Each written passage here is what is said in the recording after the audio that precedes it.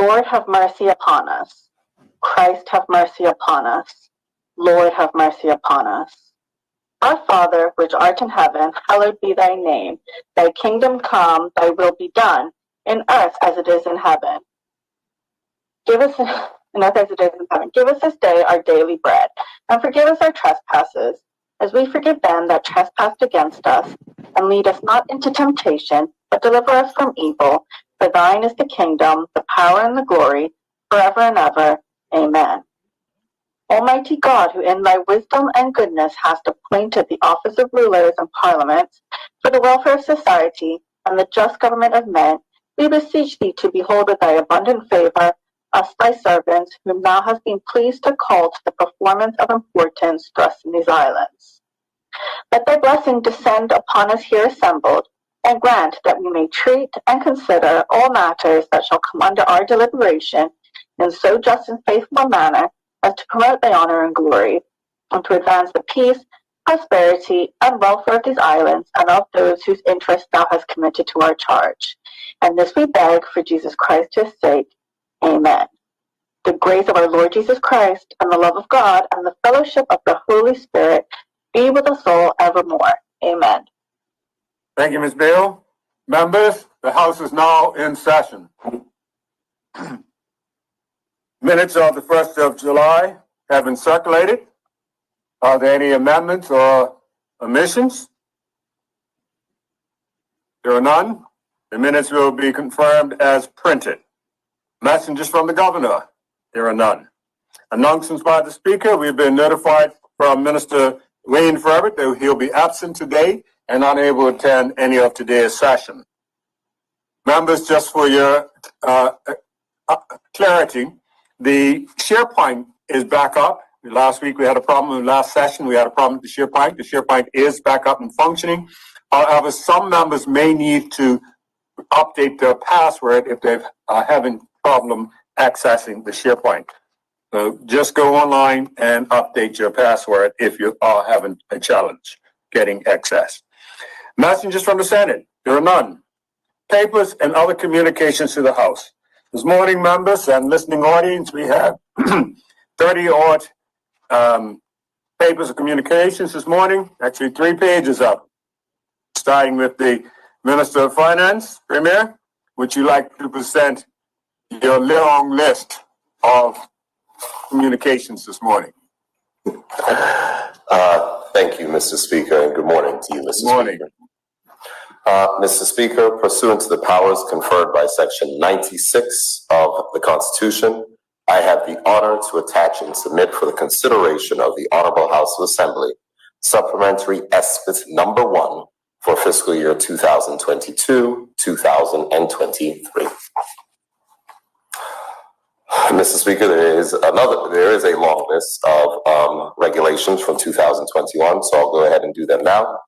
I have the honor to attach and submit for the information of the Honorable House of Assembly the Public Treasury Administration and Payments Supplemental Unemployment Benefit Amendment Regulations 2021, the Public Treasury Administration and Payments Temporary Unemployment Benefit Number 3 Regulations 2021, the Public Treasury Administration and Payments Temporary Unemployment Benefit Number 3 Amendment Regulations 2021, the Public Treasury Administration and Payments Temporary Unemployment Benefit Number 4 Regulations 2021, the Public Treasury Administration and Payments Temporary Unemployment Benefit Number 5 Regulations 2021, the Public Treasury Administration and Payments Temporary Unemployment Benefit Number 3 Amendment Number 2 Regulations 2021, the Public Treasury Administration and Payments Temporary Unemployment Benefit Number 3 Amendment Number 3 Regulations 2021, the Public Treasury Administration and Payments Temporary Unemployment Benefit Number 4 Amendment Regulations 2021, the Public Treasury Administration and Payments Temporary Unemployment Benefit Number 5 Amendment Regulations 2021, the Public Treasury Administration and Payments Temporary Unemployment Benefit Number 5 Amendment Number 2 Regulations 2021, the Public Treasury Administration and Payments Temporary Unemployment Benefit Number 3 Amendment Number 4 Regulations 2021, the Public Treasury Administration and Payments Temporary Unemployment Benefit Number 4 Amendment Number 2 Regulations 2021, the Public Treasury Administration and Payments Temporary Unemployment Benefit Number 5, Amendment Number 3, Regulations 2021. The Public Treasury Administration and Payments Temporary Unemployment Benefit Number 4, Amendment Number 3, Regulations 2021. The Public Treasury Administration and Payments Temporary Unemployment Benefit Number 3, Amendment Number 5, Regulations 2021. The Public Treasury Administration and Payments Temporary Unemployment Benefit Number 3, Amendment Number 6, Regulations 2021. The Public Treasury Administration and Payments Temporary Unemployment Benefit Number 4, Amendment Number 4, Regulations 2021. The Public Treasury Administration and Payments Temporary Unemployment Benefit Number 5, Amendment Number 4, Regulations 2021. The Public Treasury Administration and Payments Supplemental Unemployment Benefit Amendment Number 2, Regulations 2021. The Contributory Pensions Temporary Order 2021. The Public Service Superannuation Temporary Order 2021. The Public Treasury Administration and Payments Temporary Unemployment Benefit Number 4, Amendment Number 5, Regulations 2021. The Public Treasury Administration and Payments Temporary Unemployment Benefit Number 5, Amendment Number 5, Regulations 2021. The Public Treasury Administration and Payments Temporary Unemployment Benefit Number 3, Amendment Number 7, Regulations 2021. The Economic Substance Amendment Regulations 2021. The Economic Substance Amendment Number 2, Regulations 2021. And the Public Treasury Administration and Payments Supplemental Unemployment Benefit Amendment Regulations 2022. Thank you, Premier. The next communication this morning is in the name of the Minister for Economy and Labor. Minister, would you like to present yours? Mr. Speaker, I have the honor to attach and submit for the information of the Honorable House of Assembly the guidelines submitting applications for approved residential schemes. Thank you, Mr. Speaker. Thank you. And the next two are in the name of the Minister of Tourism. Minister, would you like to present yours at this time? Thank you, Mr. Speaker. Mr. Speaker, I have the honor to attach and submit for the information of the Honorable House of Assembly the Bermuda Tourism Authority Annual Report 2021 and the Bermuda Tourism Authority Consolidated Financial Statements year ended December 31st, 2021. Thank you, Mr. Speaker. Thank you. Thank you, Ministers, for the communications that are presented this morning. We'll now move on to the next item. The next item is petitions. There are none. The next item would be statements by ministers and junior ministers. And we have some 13 statements this morning. And we'll start with the Premier. Premier? Mr. Speaker, we just can't see the minister's, the Premier's statement on the SharePoint site. So someone just confirm that it's available for us. It is available on the SharePoint. Are you okay? I literally just checked. Okay. You're probably making reference to the first statement. Yes, Mr. Speaker, I am. Premier, that's a statement that I should have made a comment about first, though. Correct? Members, I'm going to actually ask your indulgence. That particular statement is very time sensitive, and the time sensitivity relates to a matter later on in today. Once we pass that period, I'm going to seek the indulgence of the House for that statement to be delivered at that point. Once we pass that time period, we get to that point and it has not been resolved, we'll put it for another time. But the intention is that we will have it resolved today, and at that point, the Premier will, or later in the order of the day, not necessarily at that point, but once it is resolved, I'll allow the indulgence of the House to accept it. At which time, I will also allow a period for questioning to the particular statement itself. But all other statements will flow as listed on the orders for today and be included in the normal period of question period. Thank you. Members, we'll start now with the statement this morning, which is actually the Premier's second statement regarding the government relief package. Premier? Thank you, Mr. Speaker. Mr. Speaker, by any measure, Bermuda is an affluent society. But that affluence has created a society in which economic pressures make it increasingly difficult for many hardworking people to keep up. Legitimate aspirations are frustrated by runaway costs of basic items, which are necessities for life in this community. The high cost of living creates circumstances which sometimes defy economic theory, but create a reality which the government has a responsibility to address. Mr. Speaker, the package of relief we provide today is the start. This is what we can do now, and the start point must be to provide assistance to those who need it most.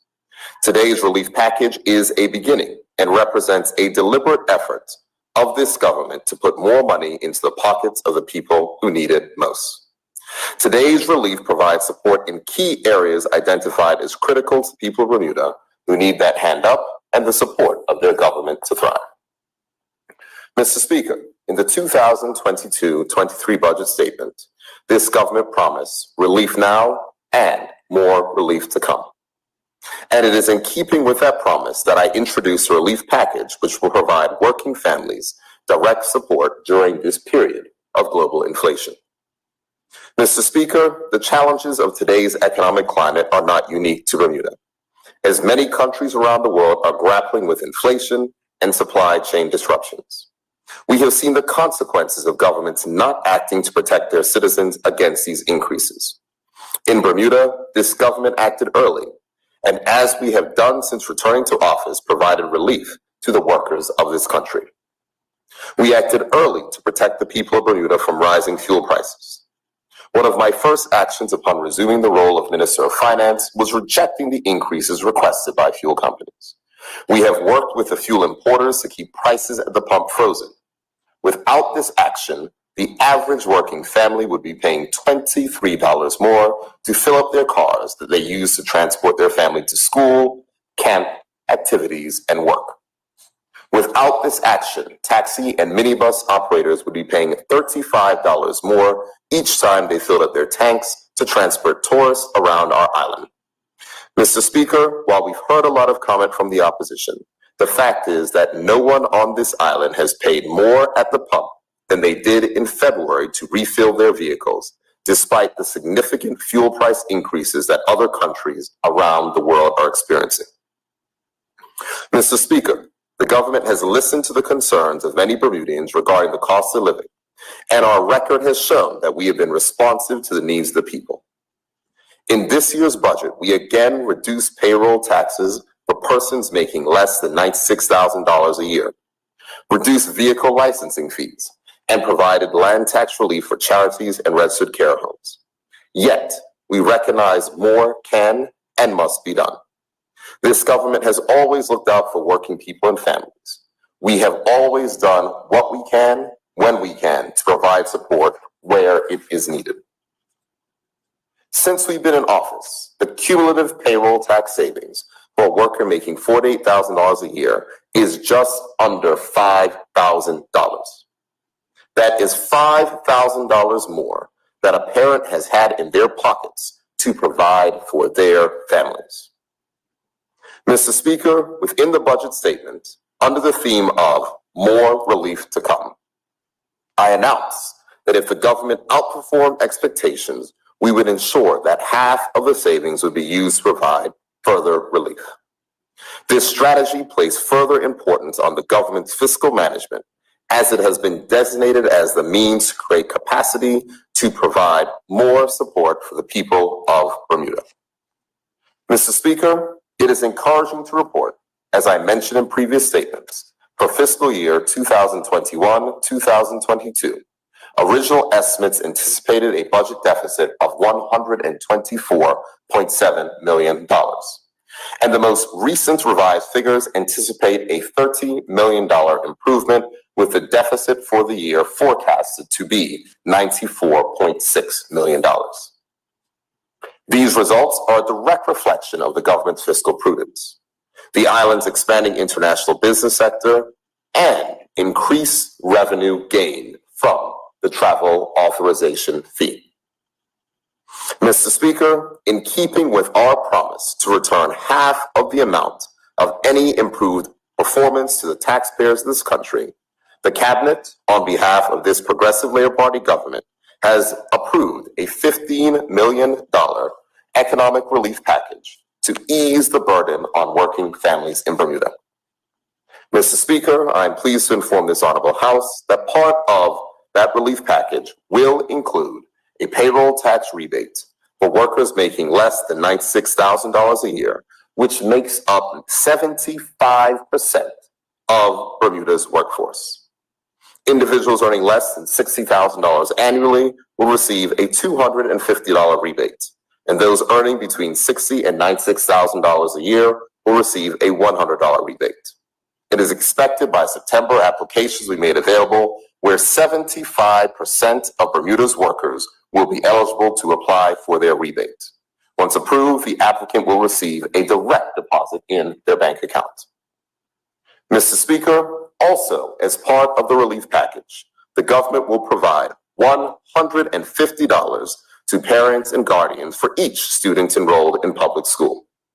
This payment is to assist with school essentials as we recognize the financial burden encountered annually when preparing to send children back to school. Mr. Speaker, as the father of two children who seem to be growing by the day, I know that last year's shoes and uniforms may not fit in September. The Minister of Education will be sharing further details pertaining to the rollout of this initiative in the coming weeks.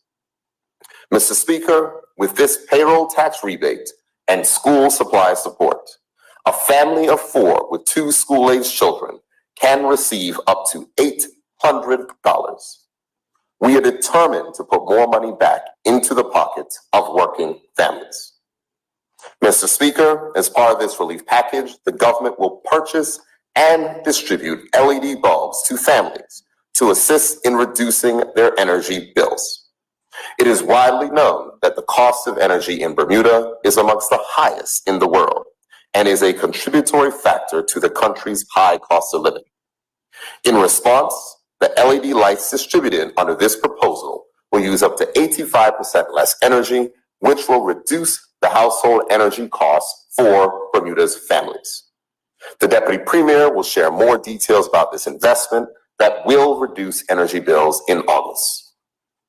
Mr. Speaker, our fellow Bermudians who receive financial assistance are often seniors, differently abled, or those who have not yet found employment. They have themselves and their families to feed and to support. These are our fellow Bermudians whose circumstances mean that they need help. This relief package contains a 15% increase in the food allowance budget for the Department of Financial Assistance to provide more support to families in need of food assistance. Mr. Speaker, earlier today I tabled a supplementary estimate that honorable members will be invited to support, which will fund the payroll tax rebate, the school supply support, the purchase of LED lights for Bermudian families, and an increase in the food allowance budget for the Department of Financial Assistance. Mr. Speaker, the $15 million relief package also includes an extension of duty relief on the importation of vehicle fuel to ensure the ongoing freeze in fuel prices at the pump. This extension will help families, taxi operator, fishermen, tour operators, and local businesses. The amount of this relief for this fiscal year is estimated to be $6.4 million.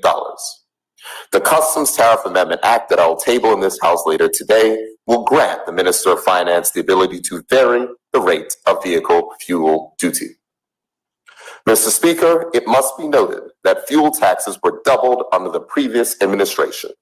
However, this government is committed to reducing the tax burden in Bermuda, and over the last 5 years, we have continuously reduced taxes for working families. Mr. Speaker, many will say that this relief package is not enough. And as a government, we get it. But it is also critical we balance being fiscally responsible while providing relief. This package is not perfect, but it is a start, and it will make a difference in the lives of many Bermudians who want to know the government is on their side and has their best interests at heart. Mr. Speaker, I must also emphasize that this package is not the end of the relief that this PLP government will deliver. The cost of food is increasing, and in concert with the Cost of Living Commission, food importers, and supermarkets, This government will reduce the price of essential goods that many families must buy weekly. In consultation with the Commission, the government will reduce the duty on staple goods and will ensure those savings are passed on to consumers. Point, Mr. Speaker. Morning. Point of order. Yes. Just operational perspective. Would this be perceived as anticipating a debate that's to come this afternoon? Because the Premier is speaking about his economic package, and we have legislation that's going to be debated this afternoon on the supplemental estimates, which is exactly the same thing. So I'm just questioning whether would you deem this as anticipating a debate that's going to occur this afternoon? I note your point of concern and point of order. Premier and opposition leader, if the Premier gets into a detail of issues, then we could cross the line. If it's given an overview from the perspective of what's been done or tends to be done, it's acceptable. But if we get into issues in the statement that start being as detailed as the debate would be, then there would be a concern. Mr. Speaker, he gave the value of the supplemental. He spoke to it in his statement. The total amount of the supplemental in his statement. I'm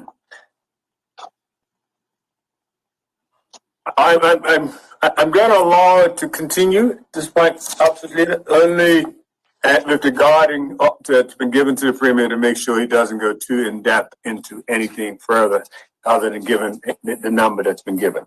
Okay. I take care of it. Thank you. Thank you, Mr. Speaker. Mr. Speaker, I must also emphasize this package is not the end of the relief this PLP government will deliver. The cost of food is increasing, and in concert with the Cost of Living Commission, food importers, and supermarkets, this government will reduce the price for essential goods that many families must buy weekly. In consultation with the Commission, the government will reduce the duty on staple goods and ensure those savings are passed on to consumers.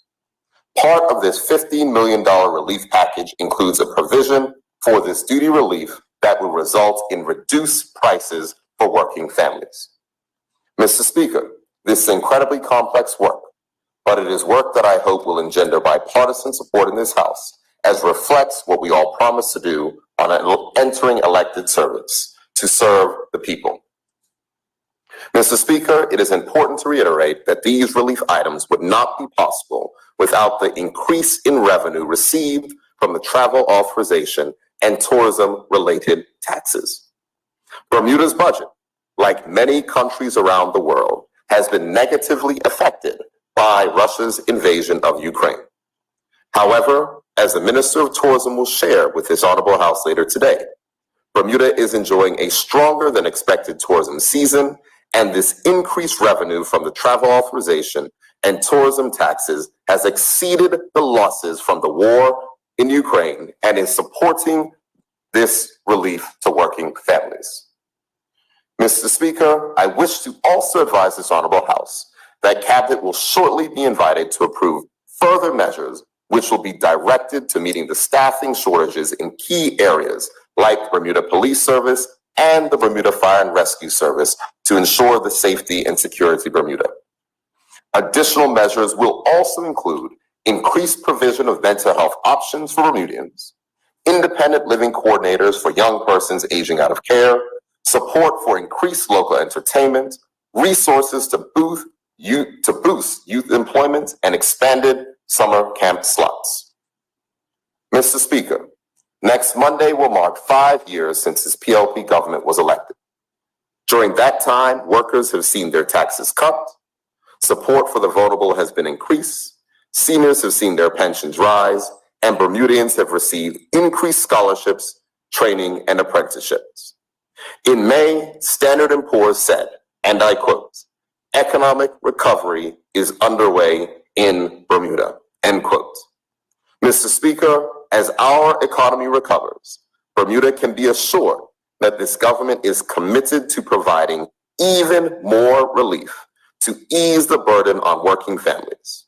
For 5 years, we've demonstrated that commitment, and today we add to that record by delivering a first-of-its-kind relief package for the working families of Bermuda. Thank you, Mr. Speaker. Thank you, Premier. Members, the next statement this morning, excuse me, is in the name of the Deputy Premier. Deputy Premier?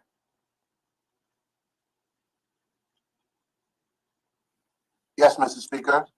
Would you like to present your statement now? Yes, Mr. Speaker. All right, ahead. Mr. Speaker, I rise today to inform the Honorable House of my attendance at the United Nations Oceans Conference in Lisbon, Portugal, which was held from the 27th of June to the 1st of July, 2022. Mr. Speaker, more than 6,000 participants from more than 150 countries attended the conference, according to the organizers, including 24 heads of state and government. Mr. Speaker, I made my decision to attend for a number of reasons. Firstly, I was afforded the honor to attend the conference as a member of the Waite Foundation delegation and actively participate in presenting the great work we have accomplished in partnership with Waite. Honorable members would be aware that Bermuda has a successful partnership with the Waite Foundation and BIOS, which has achieved much in our own effort to protect our exclusive economic zone and develop a strategy to pursue Bermuda's opportunity in the blue economy. The EEZ is an area of ocean that extends 200 nautical miles or 370 kilometers from each nation's coast. Secondly, the Waite Foundation is a non-governmental organization as a non-governmental organization had a substantial presence at the conference, creating the perfect opportunity to showcase Bermuda. We also demonstrated outside of the work with Waite and the Bermuda Ocean Prosperity Program, known as BOP, Bermuda's mature and very advanced regulatory framework for marine protection, conservation, and management of our oceans around us. Thirdly, Bermuda also made representations as the lead country of the Sargasso Sea Commission, which is one of the pioneer initiatives led by Bermuda to protect and manage the open ocean. The Sargasso Sea Commission was established through the signing of the Hamilton Declaration in 2014. It is a voluntary organization of 10 countries in the Atlantic area who have agreed to high seas protection and conservation of the area known as the Sargasso Sea. Bermuda is the only landmass that exists within this area. Protection of the high seas is considered one of the last frontiers and is described as the unfinished agenda, quote unquote, of international marine conservation and protection of these important ecosystems. Bermuda proudly has led the Sargasso Sea Commission for nearly a decade. We endeavor to work with our global and Atlantic partners to further expand its reach. It is currently under the acting chairmanship of Dr. Tammy Warren, Bermuda's Chief Marine Conservation Officer. Dr. Warren accompanied me as part of the Bermuda delegation, providing excellent, I repeat, excellent guidance and advice on all marine matters. Mr. Speaker, on Sunday, the 26th of July, on our first day in Lisbon, full day in Lisbon, we attended, at the invitation of the French government, a luncheon to promote Sargasso project, a project which will contribute to the protection of biodiversity and ecosystem services in the high seas, on the thermal dome in the Pacific and the Sargasso Sea in the Atlantic. Mr. Speaker, on Monday, the 27th of June, the Bermuda delegation attended the Blue Prosperity Leadership Forum luncheon in the Oceano de Lisboa panoramic room. This event was led by Waite Institute's founder and chair, Mr. Ted Waite. This luncheon brought together heads of delegation and core Blue Prosperity Coalition members. It provided the opportunity for informal dialogue among ocean leaders working towards achieving lasting marine protection and sustainable blue economies. In addition to Bermuda, Fiji, Samoa, Maldives, Tonga, Azores, Cape Verde, and the Way Institute's founding partners,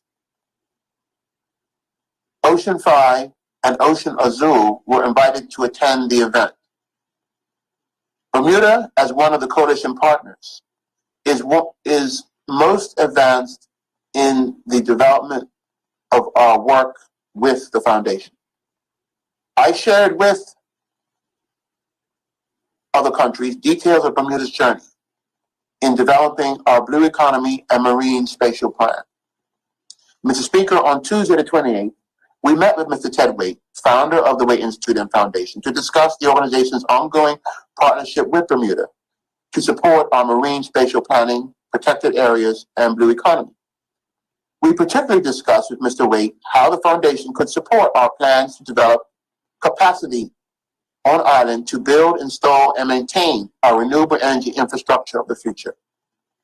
There will in the future be more renewable energy installed commercially and in homes that must be maintained and operated. Energy security for Bermuda will only come if we are independent in harnessing the power of the sun, the wind, and the ocean, but also in management, operation, and maintenance of the infrastructure. The Wake team expressed enthusiastic support for supporting the training and development required. Later that day, I spoke at the first session of the Blue Economy Investment Forum, sponsored by the Portuguese government. The event provided another great opportunity to investigate new funding opportunities and showcase Bermuda's blue economy work. A senior journalist from CNN moderated the session, and Bermuda shared the podium with international participants, the World Wildlife Fund, and the government of Kenya. Mr. Speaker, on the final day, Wednesday the 29th, along with Dr. Warren, I attended a morning meeting on behalf of the Sargasso Sea Commission, the University of Brest, and key stakeholders to discuss the work of the Commission and recent developments. At the meeting, I led a call to galvanize support for the Commission's work and to increase the number of member countries. I have, in fact, already officially reached out to a specific country in the Atlantic to consider membership. Later that day, we attended an event focused on sustainable financing, co-hosted by the UK and Fiji, and chaired by Lord Goldsmith, Minister of State for the Pacific and the International Environment. After the session, I briefly met with Lord Goldsmith and had an unexpected opportunity to speak to the recently re-elected Secretary General of the Commonwealth, Baroness Scotland, who everybody knows is a great friend of Bermuda, Mr. Speaker. At the event, Lord Zach Goldsmith announced that more than 100 nations have now pledged to protect 30% of their oceans by 2030. Bermuda has already, Mr. Speaker, on the path with a plan to successfully protect 20% of our own EEZ. Mr. Speaker, following my own presentation to support the expansion of the size of the Sargasso Sea and work with the Sargasso Sea Commission team at the conference, Dr. Warren and I were able to meet with two members of the European Parliament. Pierre Colliskand, chair of the Committee on Fisheries, and Catherine Chabold, member of the Development, Environment, and Fisheries Committees, to advocate for recognition and eventual support for the EU membership of the Sargasso Sea Commission and their signing of the Hamilton Declaration 2014. To achieve the support of the Commission by the European Union will be a great achievement, and we are pleased to have made a significant step to reach this goal. Mr. Speaker, this conference overall proved to be an excellent opportunity to showcase what Bermuda has done to develop our blue economy and marine spatial plan. I met and spoke with leaders and influencers in environmental protection and sustainability, impressing the need to act now. As a small island nation, climate change, environmental protection, and sustainability are vital to our future. Mr. Speaker, there have been those who constantly question the value of our attendance at these international conferences, and if Bermuda is getting value for money. I would like to address these questions. Bermuda has a tradition, Mr. Speaker, of punching above her weight, particularly in the tourism world and the world of financial services. We are now becoming known for our record of success in conservation, environmental protection, energy transition, and climate action. I would hope people are pleased to hear we are not just known for our role as an offshore financial center. In fact, Mr. Speaker, Bermuda's positive reputation in the environmental space has proven to me at this conference was proven to me at this conference time and time again. A number of attendees I met also came to the Ocean Risk Conference in 2018 and the recently held Climate Risk Summit. I was able to have a preliminary discussion with someone who was very much involved with the organization of the Ocean Risk Summit about the possibility of having another one in Bermuda. In 2018, ocean was not even on the global agenda. We are now in 2022, and ocean is very much at the top of the global agenda. To some degree, Mr. Speaker, Bermuda pioneered part of this global discussion. It is now time to consider reconvening the Ocean Risk Summit to continue the conversation and devise a further plan of action. Mr. Speaker, Bermuda is an ocean community. The care and protection of the ocean must be top priority for the government and the people of Bermuda. An unhealthy ocean threatens everything, including food we eat and our natural environment. The pollution from human activity threatens the whole planet. Our robust planning and environmental protections have made Bermuda a place that is safe and healthy to live. If Bermuda is not attending these events to either protect our EEZ, our International Commission for the Conservation of Atlantic Tuna Quota, standing with other ocean and coastal communities with a voice, or participating in making rules that govern activity on the global ocean, we will be invisible, while others will make the rules for us. Who will speak for us, Mr. Speaker? No one questions the expense to protect Bermuda's economic future. The same support can and must be taken for Bermuda's environmental future. The health of our oceans is Bermuda's economic future. Mr. Speaker, the United Nations Conference on Oceans also produced a document called the Lisbon Declaration entitled Our Ocean, Our Future, and Our Responsibility in support of the implementation of Sustainable Development Goal 14 of the 2030 Agenda for Sustainable Development. Conserve and sustainably use the ocean, seas, and marine resources for sustainable development. Mr. Speaker, this government has already set Bermuda on a path to achieve this goal. More information will be provided to show what Bermuda will be doing to fulfill this. Mr. Speaker, this government will continue to support making sure Bermuda has a voice where we can be heard, making representations to protect our environmental future of Bermuda and the world. Thank you, Mr. Speaker. Thank you, Minister. Members, the next statement this morning is in the name of the Minister of Health. Minister? Good morning, Mr. Speaker. Morning. Mr. Speaker and honorable members, in early June, I announced changes to the travel authorization that improved the process for travelers, and we continue to see travelers having better experiences due to those changes. The improvements included All travelers can start the TA process up to 30 days before their departure date. They can then go online, fill out the form, and pay $40 early rather than waiting until just prior to their travel date. We continue to encourage applying for a TA as early as possible to prevent the TA becoming an urgent matter when that situation can be avoided. Number two, all travelers, Mr. Speaker, receive a pending review response, and then later an email is sent closer to their travel date, reminding them to upload their negative test result.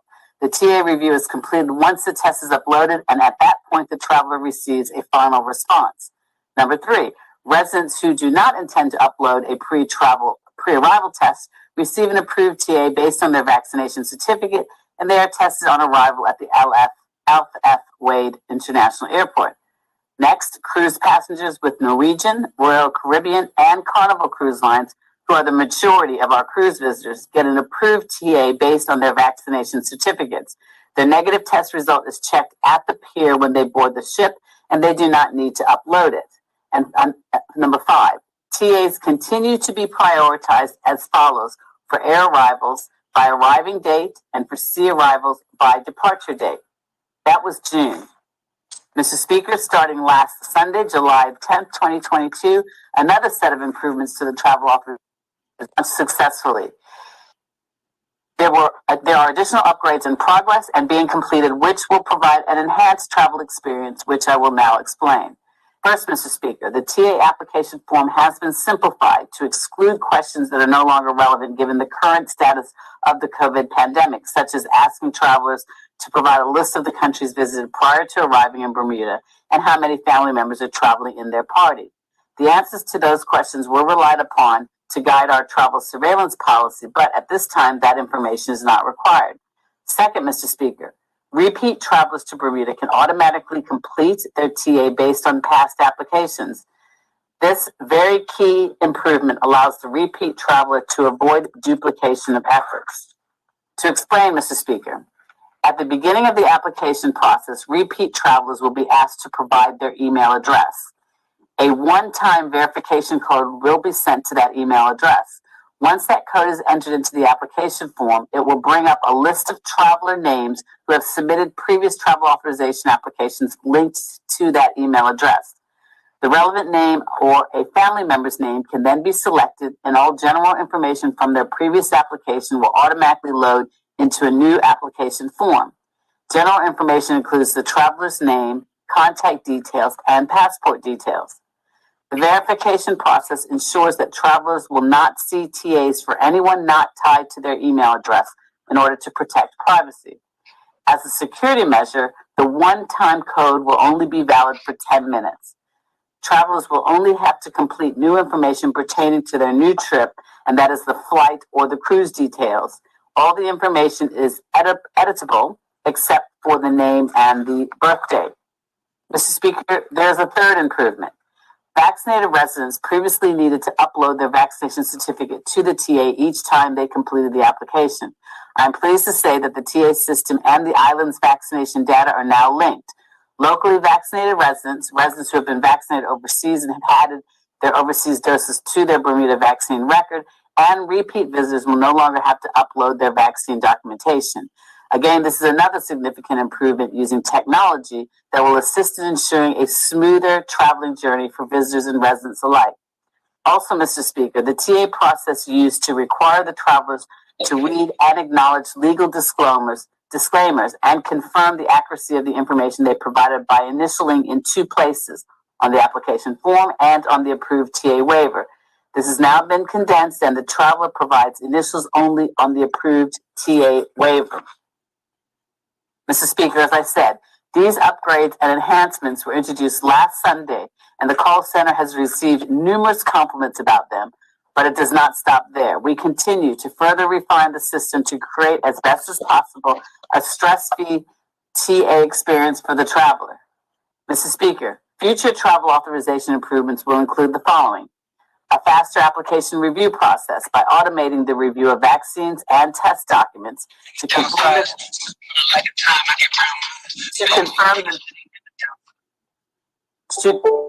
to confirm that they meet Bermuda's entry requirements. This feature will expedite the review process, which is currently largely manual. Next, additional features to ease the application process for families and groups traveling together are in development. Now that families can auto-complete their family's TA based on previous applications, the next step is to group these family applications together so that they can be reviewed and approved simultaneously to avoid the current mix of approval times for families traveling together. Next, the ability for travelers to check on the status of their TA application is another feature that is anticipated in the near future.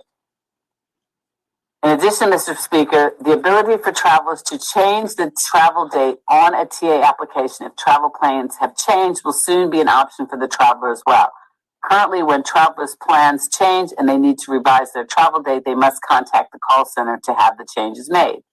Mr. Speaker, as I've noted previously, there are three key things to remember about travel authorizations. One, they are there to protect our borders, to ensure to the extent as possible that we can prevent cases of COVID from being imported. This protects both our visitors and our residents. Two, the TA scheme is vital to help fund the island's COVID-19 response.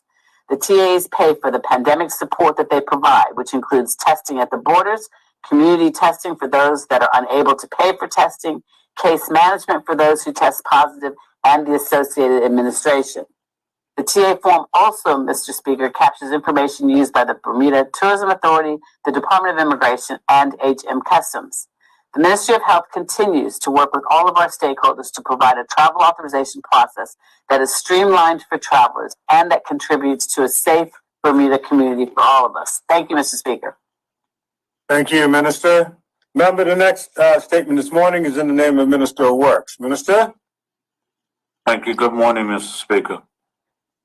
Mr. Speaker, I'm pleased to provide a further update on operational changes to two Quangos, namely the West End Development Corporation and the Bermuda Land Development Company. Mr. Speaker, before getting into the specifics of those changes, it is worth providing some background to the genesis of this entire project, a project that actually began on the 16th of July, 2002. When the Cabinet decided that the Central Policy Unit should complete a review of 17 Quangos which focused on the following objectives. One, determine whether Bermuda's Quangos are, as currently constructed, are meeting government's aims, and if not, recommend methods of achieving alignment. Two, determine whether there is accountability to the government, and if not, recommend an adequate structure to accomplish this. And three, develop mechanisms for ongoing review. Mr. Speaker, the scope of the review covered a wide range of topics covering the establishment and governance of each body, its existing relevance, feasibility, effectiveness, levels of accountability to government, expenditure, income, whether the work could be more effectively or more efficiently carried out within government proper or by some other means, determine governance and best practice in other jurisdictions, and to develop a mechanism for ongoing review. All laudable goals emanating from a report entitled Untangling Bermuda's Quangos, a review of Quangos in the Bermuda government, presented in October 2003, and the subsequent SAGE Commission report presented a decade later in 2013. Mr. Speaker, this government took the decision early in our administration, shortly after returning to government in July 2017, to have another look at the reports and their recommendations with a view to actioning some of those items. Upon assuming this role, I asked the three managers to meet on a regular basis to discuss ways we could merge operations utilizing the recommendations of the Quango report as the basis for those discussions. As a result, the following decisions were made. On the 28th of September 2018, a freeze on all new hires was issued to all three Quangos. Effective November 1st, 2018, the then BHC General Manager, Major Barrett Deal, assumed management responsibility for the BRDC as interim CEO in addition to his responsibilities at BHC. Effective November 1st, 2018 as well, The BHC CFO, Mr. Mark Mello, assumed financial responsibility for the BLDC in addition to his responsibilities at BHC. The BLDC board remained intact and continued their work under the new management team. Effective January 29, 2021, the WEDCO General Manager assumed responsibility for BLDC as the interim CEO.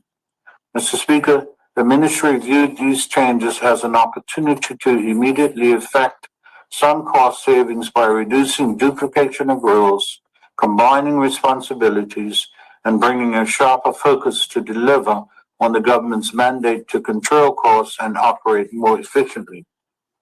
Mr. Speaker, the Cabinet has approved the merging of the West End Development Corporation and the Bermuda Land Development Company into one new entity, as these two Quangos share similar objectives, mandates, skills, accounting procedures, and staffing levels. After much consideration, I confirm that the Bermuda Housing Corporation will remain a single entity as it has different mandates, goals, and objectives. Mr. Speaker, this government believes in fiscal prudence. This move should not come as a shock to anyone. As I have said previously on numerous occasions, it makes no sense that on an island of only 21 square miles that we have two organizations, two CEOs and two CFOs, and all the attendant officers, machinery, and staffs carrying out very similar functions for the most part, with the full demonstration of unnecessary bureaucracy on display. Mr. Speaker, a phased approach to the merging will begin shortly with the establishment of a team of technical officers to design an initial roadmap for how the merger will occur. While the team of technical officers lays out the path forward, it is the government's intention during the next session to bring forth legislation to effect the amalgamation. Mr. Speaker, importantly, the government does not wish to see redundancies, nor is any anticipated. The initial staffing of the new entity will see minimal duplication of roles, but note that reductions will occur over time through natural attrition through retirement. The reasoning behind this direction is the benefit of ensuring that any important institutional knowledge is retained into future operations while avoiding severances. As a part of the merger, there will be an ongoing assessment of staffing to determine what positions are required and what the full complement should be over the forthcoming years. Mr. Speaker, the Permanent Secretary of Public Works joined me in visiting the respective staffs and boards of the affected parties to inform them of this decision in advance of this statement today. Many welcome the move and are looking forward to the future. Mr. Speaker, both WEDCO and BLDC have collective bargaining agreements with the Bermuda Public Services Union and the Bermuda Industrial Union, some with differing provisions.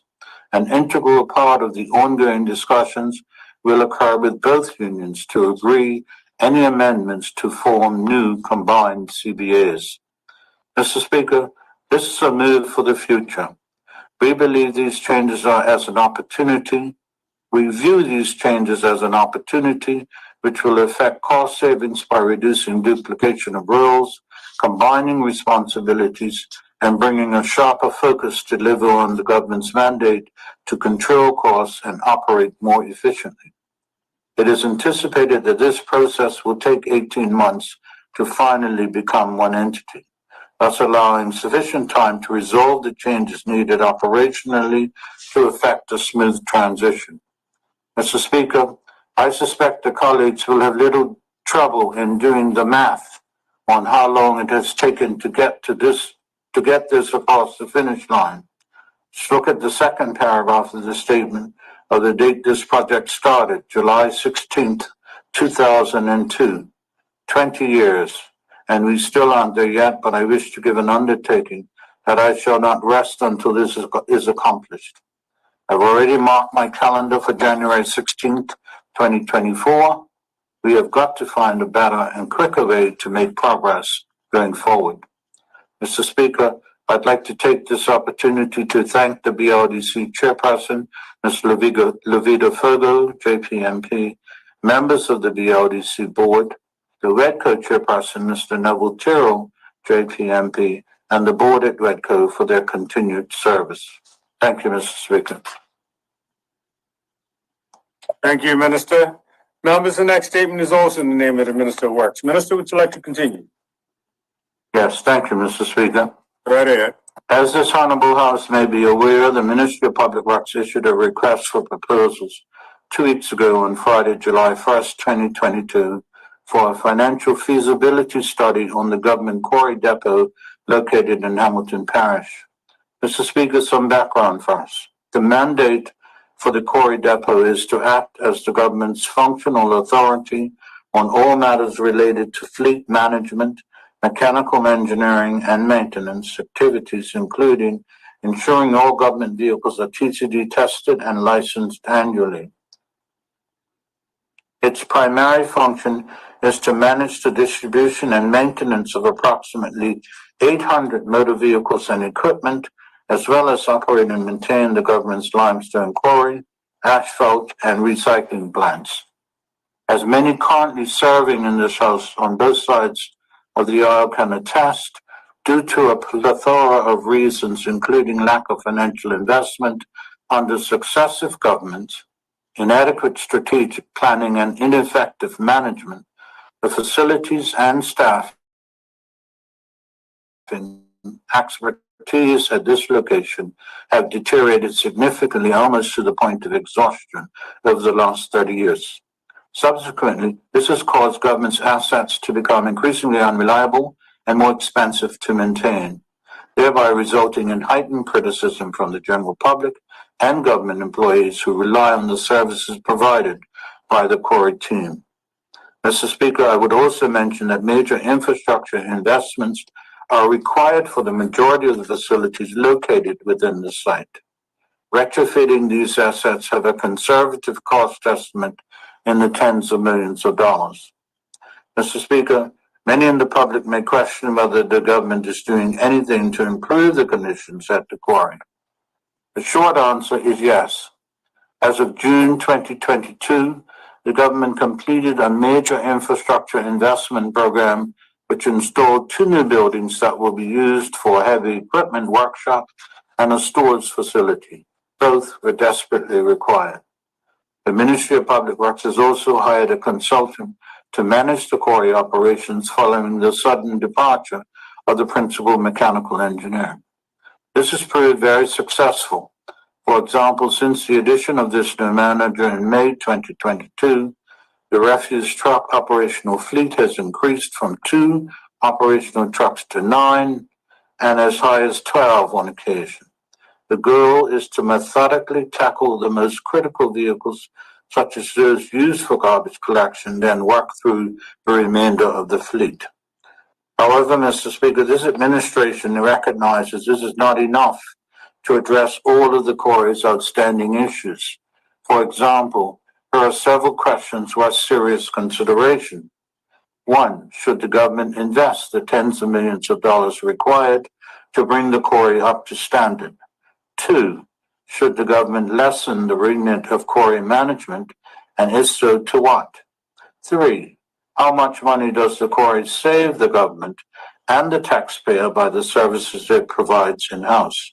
4, are the succession and training plans adequate? 5, what is the best direction the government should take in planning for the future to ensure value for money? These are the types of questions we are anticipating the financial feasibility study will answer. Mr. Speaker, the Ministry of Public Works is aware of the sensationalism stemming from certain media outlets regarding the notions of potential privatization and redundancies. In fact, these are not bad words, but if we want to have the best review of the quarry operations, we simply cannot park this idea to the side, as the government needs to have a thorough, unbiased, and independent review to make the most effective decisions moving forward. The report will provide recommendations for the government to consider. This consideration will not occur without the full involvement of the Bermuda Industrial Union, with whom a collective bargaining agreement exists, and we fully support. To be clear, the government views the Bermuda Industrial Union as a partner and will have open dialogue with them throughout this process. Our union partner has also been made aware of the intention of government to avoid redundancies. Regardless of the rumors that may arise in the media or elsewhere, this government has not, nor will not, make any decisions on the way forward for the Quarry depot until the report has been completed and properly scrutinized, shared, and discussed with the Bermuda Industrial Union. Mr. Speaker, it's time to be honest with ourselves. We must take a serious look at how we do things and then take the necessary steps to effect improvement. The review at the Quarry depot is the beginning of taking such steps to improve our operations and make them more efficient. I am confident that together we can agree a plan to make significant improvements to the operations at the Quarry depot. Thank you, Mr. Speaker. Thank you, Minister. Members, the next statement this morning is in the name of the Minister of Education. Minister? Good afternoon, Mr. Speaker. Just checking my sound is okay. Good morning. Good morning. Just checking to see if my sound is okay. I was having computer difficulties earlier this morning. Go right ahead. Okay. Mr. Speaker, this statement is for the 2022 scholarship and awards recipients. Mr. Speaker, I would like to celebrate and commend the recipients of the various scholarships and awards provided by the Ministry of Education. Through our mandate to support continuing education, the ministry funds scholarships and awards, helping over 65 individuals to attend college and university. There are 9 scholarships and awards categories provided by the Ministry of Education, which are in addition to those granted through the College Promise Program administered by Bermuda College. Within those categories is the Bermuda Government Scholarship, our flagship scholarship, first awarded over 100 years ago, when access to college and university education was the preview of the few. Mr. Speaker, today, while there is much more to be done, significant investments continue to be made by the government of Bermuda, the private sector, and community organizations to ensure equitable access to further and higher education for Bermuda's current and aspiring students. As the Minister of Education for this PLP government, I am proud to be here today and say that despite the challenging economic times, our scholarships and awards budget has steadily increased to the $1.4 million we see today. This represents a significant increase over the previous government scholarships and awards allocation, which saw one awards budget allocation go down as low as $40,000. That same award category stands at $500,000 today. The current budget of $1.4 million for scholarships and awards, combined with the $300,000 financial aid grant to Bermuda College and the College Promise Program for Cedar Bridge and Berkeley Institute students, brings the allocation for students seeking funding for education close to $2 million annually. This is a $1 million increase in funding for our students since I first became the Minister of Education in 2017. Mr. Speaker, historically, many scholarships, especially those of the high financial value, were targeted towards students who demonstrated academic excellence regardless of financial need or other barriers in the pursuit of success. The ministry applauds students who are at the top in their schools and areas of study. We also recognize that all people have inherent gifts and talents, and that many who have the passions and interests require financial help to pursue dreams of university, college, and other types of career training. Therefore, aside from the Bermuda Government Scholarships, which is established by statute, every other scholarship and award category includes financial need as a criterion. This is to ensure that most funds are distributed to persons whose potential might not be fully realized without financial help to pursue education and training beyond senior school. Mr. Speaker, in addition to the College Promise Program, the ministry grants the following scholarships and awards annually. The Minister's Achievement Scholarship to help high-achieving graduating students of Cedar Bridge Academy and the Berkeley Institute to attend overseas post-secondary education. The Minister's Exceptional Student Award for graduating students or school leavers with disabilities for local or overseas post-secondary study. The Minister's Technical and Vocational Award for graduating public school students or recent public school alumni attending Bermuda College for local or overseas postgraduate post-secondary study. The Minister's Applied Science Scholarship for graduating public senior school students who attended the Applied Technology Dual Enrollment Diploma Program with Bermuda College and who plan to continue the program to obtain an associate's degree. The Further Education Awards for current college and university students with sophomore standing for continuing post-secondary study. The Non-Traditional Student Award for persons aged 25 or over pursuing post-secondary study. The Teacher Education Scholarship for current college or university students with sophomore standing for study of selected subjects and/or areas of teaching needed in the Bermuda public school system. The Bermuda Government Scholarship, as I previously mentioned, for well-rounded senior school or college or university students up to the age of 25 who demonstrate outstanding academic achievement. And finally, the Bermuda College Book Awards provides funding for books for Bermuda College students in financial need. Mr. Speaker, in total, over 65 individual students ranging from recent senior school graduates to older students pursuing non-traditional pathways are among our worthy recipients. I would like to highlight many of those students in a number of categories, beginning with the Minister's Scholarships. The Minister's Scholarships and Awards are valued at $5,000 for local studies and up to $25,000 for overseas studies. They are tenable for a duration of the student's full-time post-secondary program of study for up to 4 years. The recipients for the Minister's Achievement Scholarship, which is worth $25,000 per year for up to 4 years of overseas study, is the Angie A.R. Simons, who will attend Keele University in England to pursue a Bachelor of Science degree in Environmental Science. Ms. Simons was a recent graduate of Cedar Bridge Academy, where she was the deputy head girl. Nyasa Burgess, who will attend North Carolina A&T State University to pursue a Bachelor of Animal Science majoring in biology. Ms. Burgess graduated from the Barclay Institute in June, where she was head girl. For the Minister's Exceptional Student Award, which is worth $25,000 per year for overseas study up to 4 years and $5,000 per year for study at the Bermuda College for 2 years. Isaiah Tucker, who graduated from the Bermuda College's Culinary Arts program in May and is an alumnus of the Barclay Institute. He will attend Humber Institute of Technology and Advanced Learning, Ontario, to pursue a diploma in nutrition and healthy lifestyle promotion. For the Minister's Technical and Vocational Award, again, $25,000 for overseas study up to 4 years and $5,000 for the Bermuda College for up to 2 years. Renea Jones, who graduated from the Bermuda College with an associate's degree in science pre-health in May 2022. She is an alumni of the Barclay Institute and will enter Winston-Salem University, USA, with advanced standing.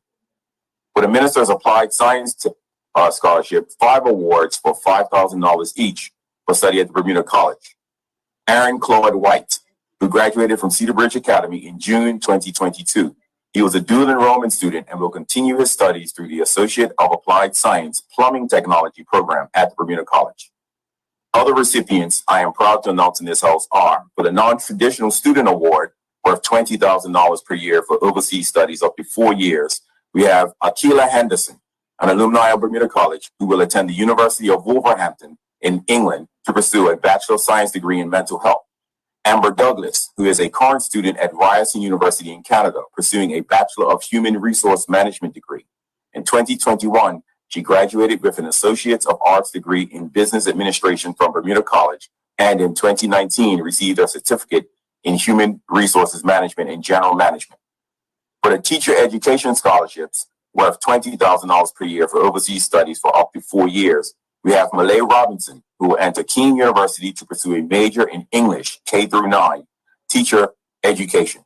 She is a 2020 graduate of the Barclay Institute, where she was head girl. She graduated from Bermuda College in May 2022, receiving an associate's degree. Tamara Simmons, who is an alumni of Cedar Bridge Academy and the Bermuda College, where she received an Associate of Science degree in education. She will complete a postgraduate certificate in education in England before undertaking studies towards becoming a special education teacher. Aliyah Lee, an alumni of the Berkeley Institute and Bermuda College, graduated with an Associate of Arts degree. She will attend Keene University and become a teacher of Spanish. These teacher education scholarships are given to candidates pursuing initial teacher training who, as a condition of their scholarships, will be employed in the public schools to educate and support public school students in subject and teaching areas in great need of the public education system. Mr. Speaker, the ministry awarded a further 50 further education awards, including 10 awards for students pursuing graduate studies. While further education awards and other scholarships and awards are primarily given to students pursuing undergraduate study to assist persons in getting a first college or university degree, the ministry is doing what it can to support students undertaking graduate studies. These awards provide funding for 1 year of study up to a value of $10,000. Time does not permit me to name each recipient, but they too are saluted for their perseverance towards the completion of their undergraduate and graduate degrees. Mr. Speaker, the Bermuda Government Scholarships is awarded annually to the most deserving candidates recommended by the Board of Education. Each Bermuda Government Scholarship recipient receives funding towards the cost of tuition and accommodation of up to $35,000 per year for up to 4 years. I'm pleased to share with this House that this year's recipient of the Bermuda Government Scholarships are Jersey Riley, a 2022 graduate of Salters Grammar School, will attend the University of Central Florida, USA, to pursue a Bachelor of Actuarial Science degree. She was a prefect and recipient winner of the Denton Hurdle Award. Giovanni Hollis is pursuing a bachelor's degree in industrial engineering at Northeastern University in Boston, where he is on the dean's list and participated in several leadership experiences with various companies in the United States. He graduated from Work Academy. The Bermuda College Book Awards are determined by the Bermuda College closer to the start of the academic year. Mr. Speaker, I would like to thank the chairpersons and members of the Minister's Scholarship and Awards Committee, the Board of Education Scholarship Committee, and the Scholarships and Awards team within the Ministry of Education headquarters. The time of the chairpersons and other committee members is volunteer-based because they care deeply about young people, contributing to Bermuda's educational and social development. Before closing, I would also like to thank our recipients and other applicants for continuing to push forward through these difficult times. I encourage them to continue working towards their dreams and aspirations. I kindly ask members of this honorable House to support my commendation, not only of the recipients, but of all persons and organizations that have helped them on their pathway towards continuing success. Thank you, Mr. Speaker. Thank you, Minister. Member, the next statement this morning is also in the name of the Minister of Education. Minister, would you like to continue? Thank you, Mr. Speaker. Mr. Speaker, this morning I would like to give brief remarks regarding a bill entitled the Bermuda College Amendment Act 2022, which I intend to table later today. The bill proposes a simple change to allow the Bermuda College to appoint its own auditor. The Bermuda College initiated the proposal as a result of recent changes to the accreditation standards of the New England Commission of Higher Education, the accrediting body of our only tertiary education institution. As a condition of continuing accreditation, the Bermuda College must, along with other colleges and universities that wish to obtain or maintain NICHE accreditation standards, and I quote, have sufficient autonomy and control of its programs and operations consistent with its mission to be held directly accountable for meeting the Commission's standards for accreditation, end quote. Mr. Speaker, as with other Quangos, the Bermuda College Act 1974 requires the accounts of the college to be audited annually by the Auditor General. This process is also supported by the Audit Act 1990, which gives responsibility to the Auditor General to audit all government-controlled entities. I am very pleased that the audits of the Bermuda College are and continue to remain up to date due to diligence by the college under continuing difficult circumstances. It should also be noted that external auditors are regularly used, but solely within the discretion of the Auditor General. All audits, whether conducted by the Auditor General or an external auditor, are fully financed by the college. For reasons well known to honorable members, the college has fallen behind in its audits in the past. It does not wish for these unfortunate circumstances to ever occur in the future due to circumstances beyond its control. Further, it requires autonomy and flexibility to remain compliant with its accreditation standards. Mr. Speaker, as Bermuda's only higher education institution and a two-year institution, It is paramount that the students of Bermuda College be able to transfer their hard-earned credits to overseas educational institutions. As an accredited institution, Bermuda College has a number of well-established transfer agreements with overseas academics institutions that allow graduates to transfer into the third year of a 4-year degree program or the second year of a 3-year degree program. This provides significant value for money for students of all ages and families. Without these agreements, many students would not be able to afford to travel overseas to obtain bachelor's and master's degrees or access fields of study not yet available or feasible to deliver in Bermuda. The risk of losing accreditation would damage the college's reputation and the prospects of future and current students. The lack of accreditation would be a loss of critical personnel and professional educational growth opportunities and a massive hit on the continued development of Bermuda's workforce. Mr. Speaker, this accreditation also affords the college the ability to offer several professional certifications, programs, and courses through its Division of Professional and Career Education, otherwise known as PACE, for students at all stages in life who wish to pursue various passions, career enhancement, or career changes. Further, the bill respects the role of the Auditor General as per the Audit Act. It will require consultation with the auditor before the college selects an external auditor, and the bill ensures that any auditor appointed by the college is entitled to practice as a public accountant under the Chartered Professional Accountants of Bermuda Act 1973.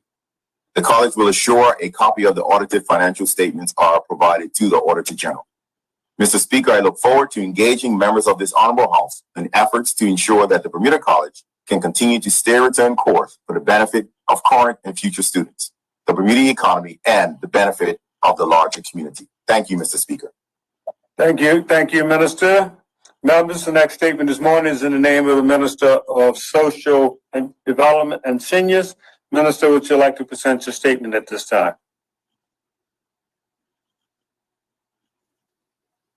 Good morning, Mr. Speaker. Good morning. Mr. Speaker, I rise today to highlight to the honorable members and the public about the unprecedented financial challenges that many of our nursing homes are currently experiencing, and the recent financial relief provided to those nursing care homes that received a grant from the Ministry of Social Development and Seniors remit. Mr. Speaker, the public is reminded that all residential care homes and nursing homes must adhere to the regulations provided in the Residential Care Homes and Nursing Homes Act 1999. According to this act, a nursing home is defined as a residential home, care home, which provides nursing services, whereas a residential care home is defined as any establishment where room and board and personal care are provided for 2 or more unconnected persons who do not require nursing services. A nursing home requires service from a general nurse, nurse specialist as defined by the Nursing and Midwifery Act of 1997. Mr. Speaker and honorable members, as you are aware, the impacts of the COVID-19 pandemic are unprecedented, not just in Bermuda, but globally. On the 7th of February of 2022, according to the Bermuda COVID-19 Ministry of Health dashboard, there were 11,058 confirmed cases of COVID-19, with 10,628 recovered.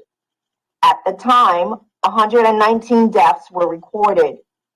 The age group of 60 to 79-year-olds recorded 47 deaths, 39%, due to COVID-19, and the age group of 80 and above recorded 45 deaths, or 38% of the total number of deaths attributed to COVID-19. Mr. Speaker, as you can imagine, the operations of many nursing homes in Bermuda have been significantly impacted by the death toll of their senior residents. Many of these homes experience not only an increase in resident deaths, but temporary cessation of daycare services, along with the suspension of new client admissions.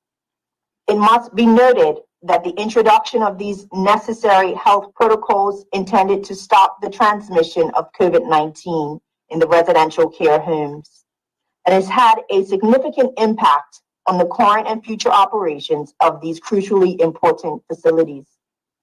Mr. Speaker, to provide you with additional context, it is important to note that in addition to the loss of revenue from fees collected by nursing homes, these facilities also had increased expenses due to a rise in spending for medical supplies, personal protective equipment, such as masks, gloves, gowns, etc., and additional cleaning supplies need for sanitization.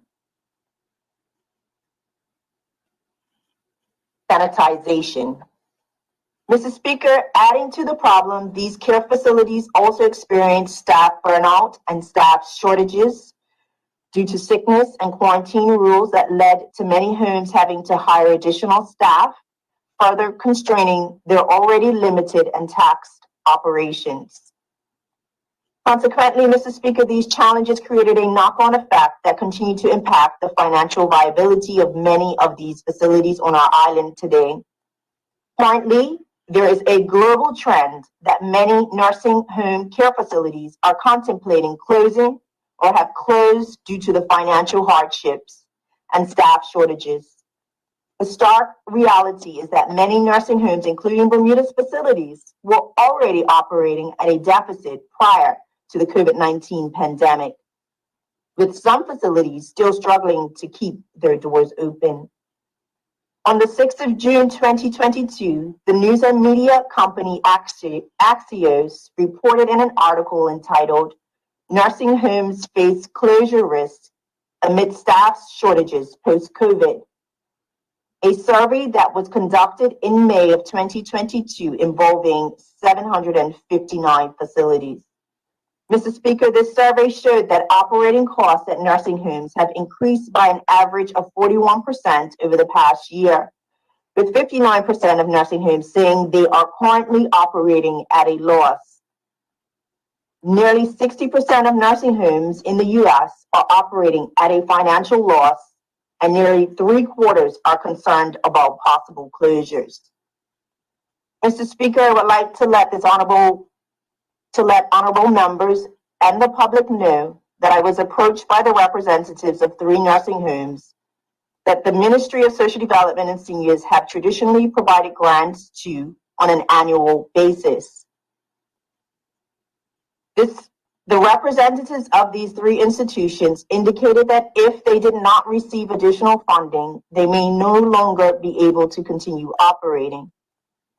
Mr. Speaker, this would have resulted in the following number of seniors as of December 31st, 2021 being displaced by possible closures. Packwood Home, a 30-bed facility, was at 60% capacity with 18 occupying residents. Lorraine Rest Home was operating at 77% capacity with 23 residents in its 30-bed facility. And Matilda Smith had 18 occupying residents, or at a 75 capacity at its 24-bed facility. Mr. Speaker, as you are well aware, the closure of any senior home impacts family members of that resident and the lives of staff and their families. Mr. Speaker, the honorable members are reminded that during fiscal year of 2021-22, the Ministry of Social Development and Seniors was authorized to provide a total of $2.69 million in grants and contributions to various entities. The 3 nursing homes were awarded annual grants in the following amounts: Packwood Home, $300,000; Matilda Smith, $225,000; Lorraine Rest Home, $825,000. Mr. Speaker, when I met with the representatives of the 3 nursing homes on the 28th of February of 2022 to gain an understanding of the true viability of each entity and what was each organization's immediate next steps to mitigate the situation, the homes had already faced lower occupancy levels due to outbreaks, limited admissions due to various restrictions, increased staff sick pay, and suspension of daycare programs. The representatives indicated that these challenges were added to the ever-present issues of residents' inabilities to cover full costs of their fees and increasing staffing costs. The representative stated that in order for these homes to remain operational, they would have to reduce staff-client ratios, decrease staffing hours, and make other operational changes. Mr. Speaker, I would like to highlight that the nursing homes are required to provide nursing services. It should be noted that providing nursing home care to a resident can cost as much as $12,000 per month. However, these 3 nursing homes are charging at least on average $5,000 per month.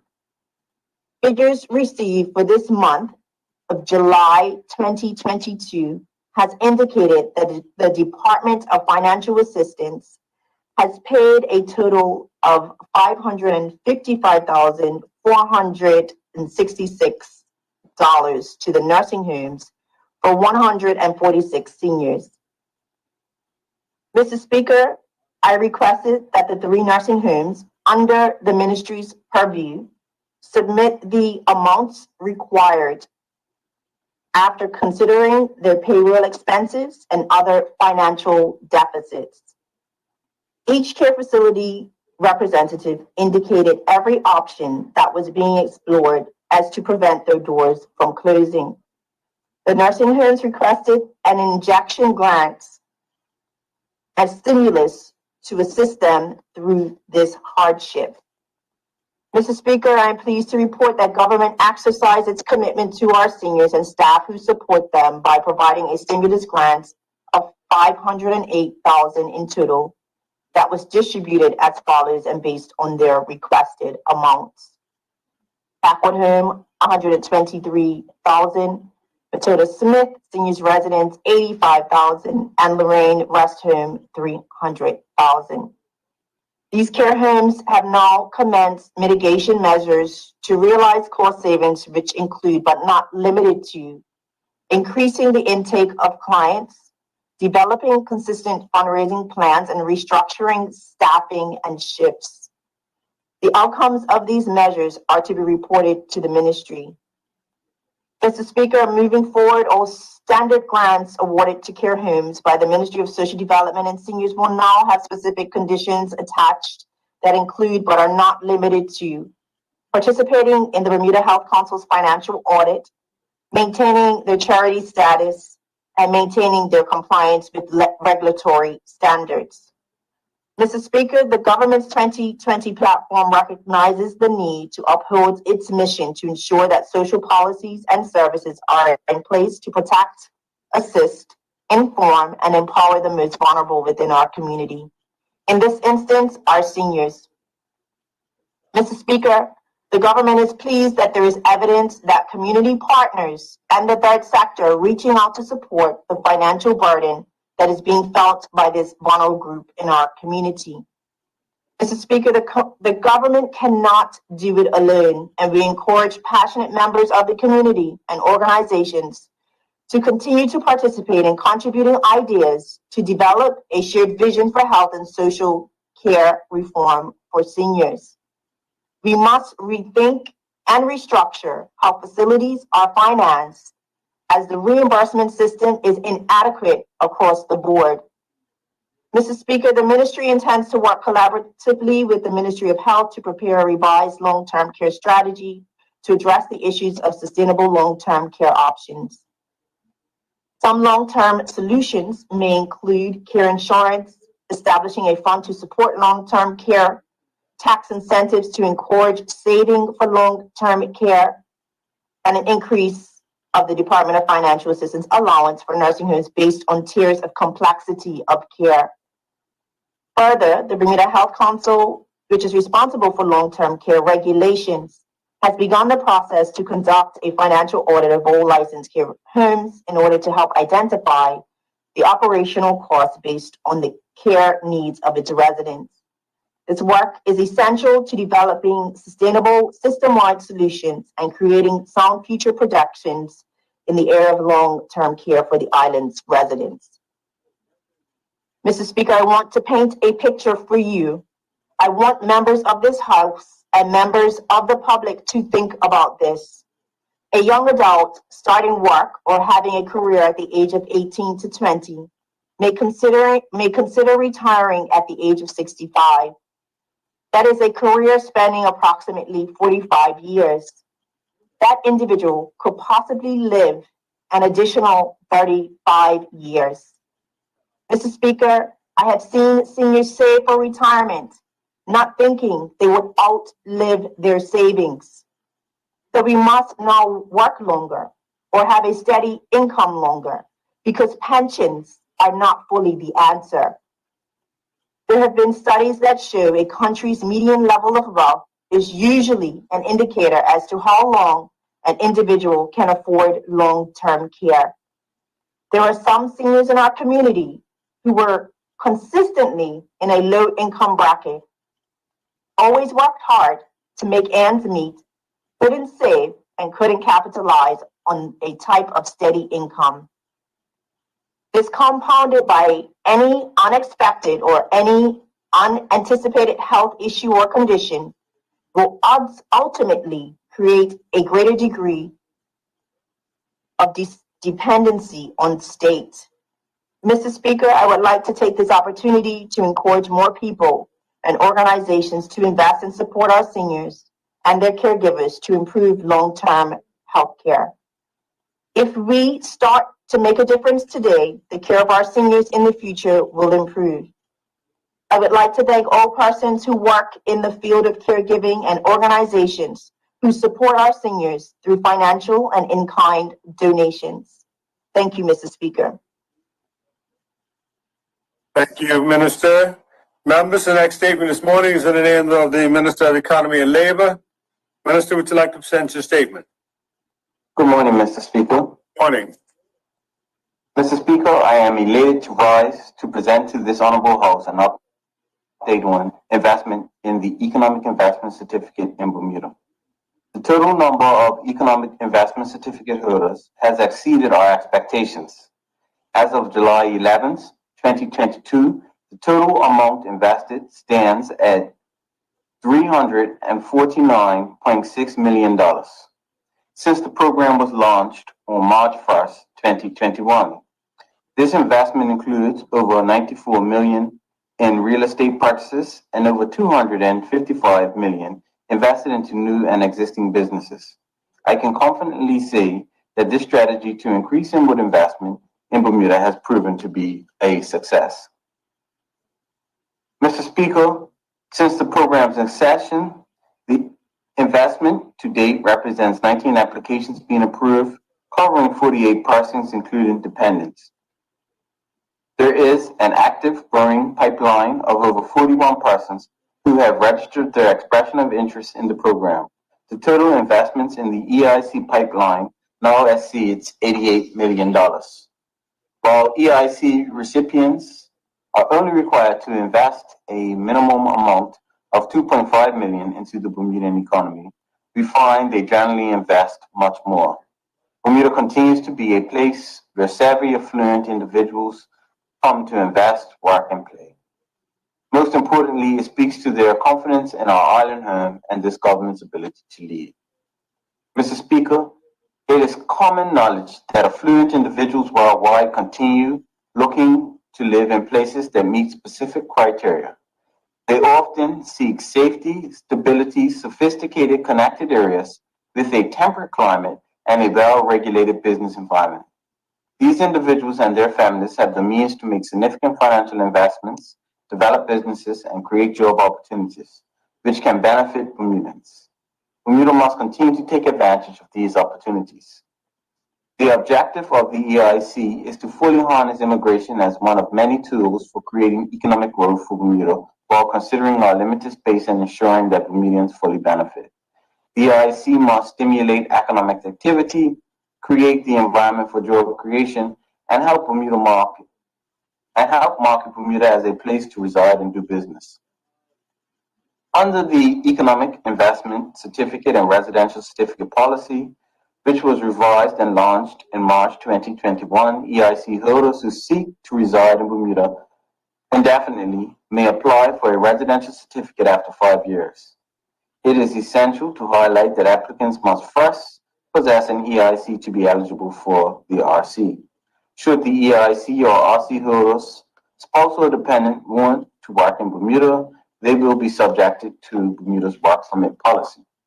Mr. Speaker, under the revised policy, qualifying investments are possible in Bermuda in any of one or more of the following areas: purchase Bermuda real estate, invest in the development and launch of a new Bermuda-based business, purchase Bermuda government bonds, contribute to Bermuda Sinking Fund, contribute to the newly established Bermuda Trust Fund, donate to a Bermuda registered charity, make a direct or indirect equity investment in an existing Bermuda-based business, excluding exempt undertakings, or invest in such other social or practical venture that benefits Bermuda, as may be determined by the Minister. Mr. Speaker, I want to thank the Business Development Agency team for all their efforts to promote the EIC.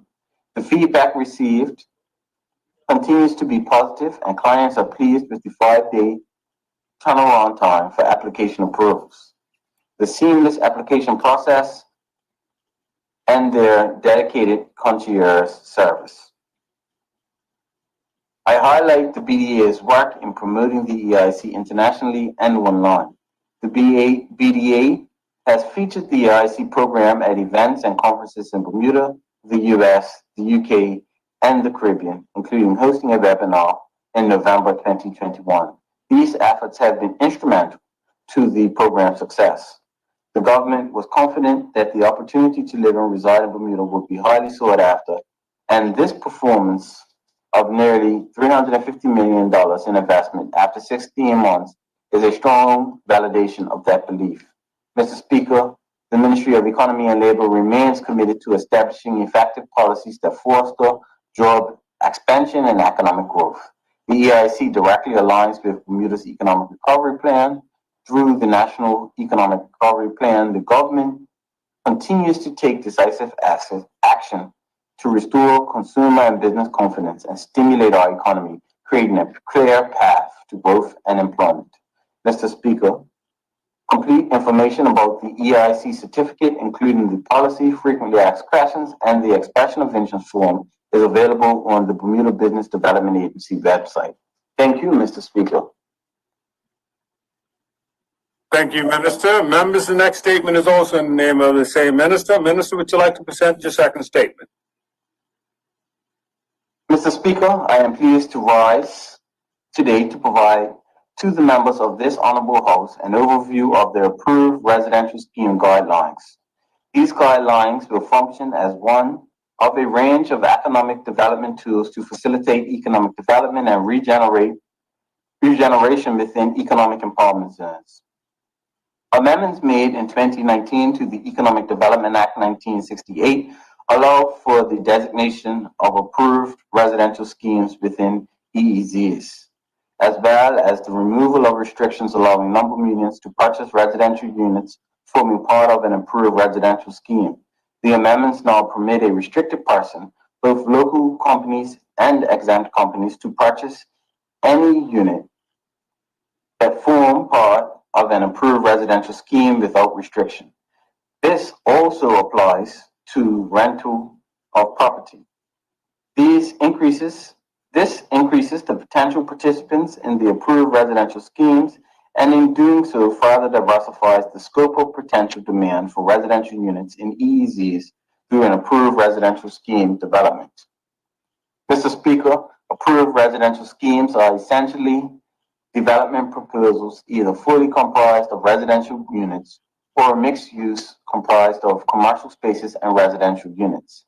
Given the most recent approval of the Northeast Hamilton Local Plan 2022, prepared by the Department of Planning with partnership involvement of the Bermuda Economic Development Corporation, as now the operable plan regulating the development and use of land in Northeast Hamilton, and economic development tools such as the approved residential schemes provide a tangible mechanism and pathway to bring the development vision and objectives of the local plan to life within the EEZ.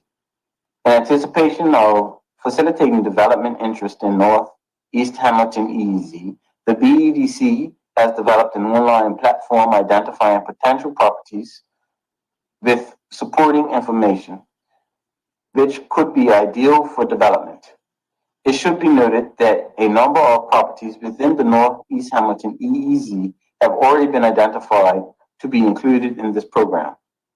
Mr. Speaker, as further properties are identified, they will be added to the online platform. Likewise, similar platforms will be developed for the Somerset and St. George's EEZs. A breakdown of the properties already identified within the Northeast Hamilton EEZ are as follows. 23 properties have been identified in total.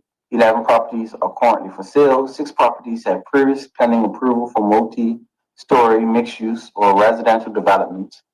And 6 properties are in derelict or vacant conditions, which could be ideal for redevelopment. Mr. Speaker, one of the identified barriers which prevented previous approved development projects as identified above from progressing past the planning approval stage was access to the right supportive economic development tools and processes to facilitate conversion of developers' interest into reality. We believe that the implementation of approved residential schemes will assist in removing those barriers. The guidelines set out the policy for approved residential schemes and the process for applying to the Minister for a development project. To offset the potential negative impact of EEZ regeneration, when reviewing an application, the Minister shall consider affordability as well as how the development project will prevent the displacement of current lower income residents and persons currently operating businesses in the area. Mr. Speaker, guidelines were approved by Cabinet last week, and the BEDC is in the process of commencing formal public outreach and a PR campaign with community stakeholders, the public, and developers to progress the creation of key development projects. The BEDC has also been informally meeting with developers and arranging site visits to highlight the identified opportunity properties since 2021 with referrals and connections from the Economic Development Department and the Bermuda Business Development Agency. In this regard, the Uptown Development Project team, with private sector experts in real estate, development, architecture, design, planning, property valuation, mapping, and geographic information systems, has been formed since May 2022 to assist BEDC in moving this initiative forward.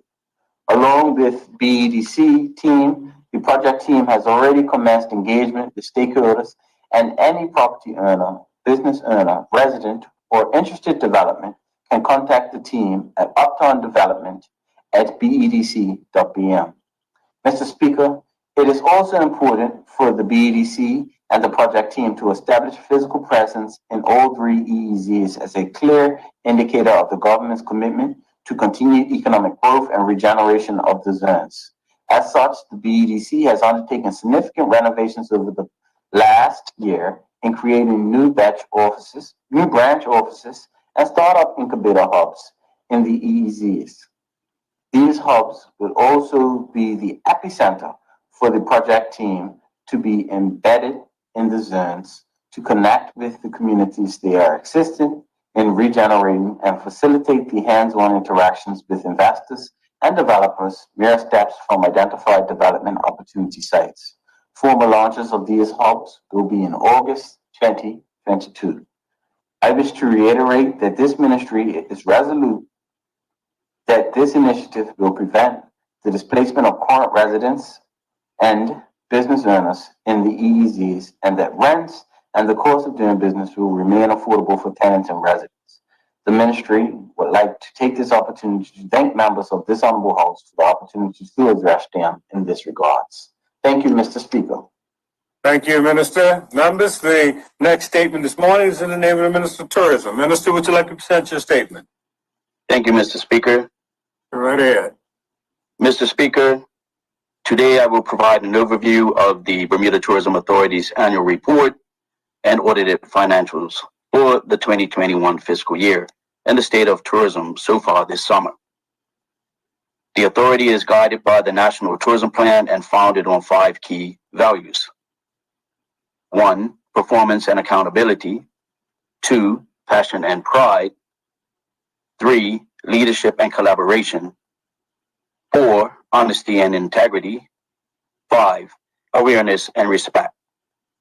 Mr. Speaker, the production of this annual report is structured on the 7 pillars of the National Tourism Plan: awareness, green ecotourism, infrastructure, local engagement, innovation, teams and groups, and year-round tourism. It reflects the organization's values, delivering on performance and accountability, while highlighting the strategic efforts of the organization during a critical juncture on our road to recovery. Mr. Speaker, the publication features the activities from each division of the organization, highlighting its success, challenges, and objectives. From tourism standards and training to business intelligence, operations, marketing, communications, and sales and experiences, the Bermuda Tourism Authority shared the organization's journey over the period ending December 2021. The annual report is available in the corporate report section of the gotobermuda.com website.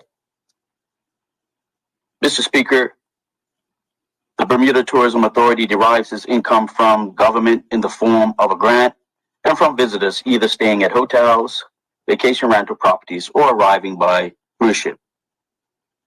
The 2021 budget was formulated based on an expected increase in visitor arrivals versus 2020 figures. Revenue was expected to rise, with expenditures correlating with the anticipated additional income. However, with a COVID-19 spike in case numbers, international travel continued to be challenging, and the overall revenue from visitors was substantially below budget, primarily in the income from the cruise ship passenger fees. Despite the shortfall in income, the authority was able to end the year with a small surplus through a combination of deferral of some programs and events, revisiting of staffing levels, and tight budgetary control on other expenditures. I commend the authority on achieving an 8th consecutive year with the financial statements of the Bermuda Tourism Authority having received an unqualified audit opinion from the Auditor General. Mr. Speaker, 6 months into 2022, global tourism is finally seeing glimmers of good news with a significant uptick compared with 2021. According to the United Nations World Tourism Organization World Tourism Barometer, global tourism has grown 182% in the first quarter of 2022 compared with 2021. And according to their projections, international tourism arrivals are expected to reach at least 55% of 2019 levels. In Bermuda, our tourism product is likewise seeing incremental growth. Mr. Speaker, Bermuda's May 2022 tourism measures showed that Bermuda had welcomed over 41,000 air visitors year to date, representing triple-digit percentage growth over 2021 and a 56% decrease against 2019 figures. When considering only year-to-date air, vacation, and leisure visitor arrival numbers of 26,878, once again, we see a triple-digit percentage increase over 2021, but a 57% reduction when compared to pre-pandemic levels.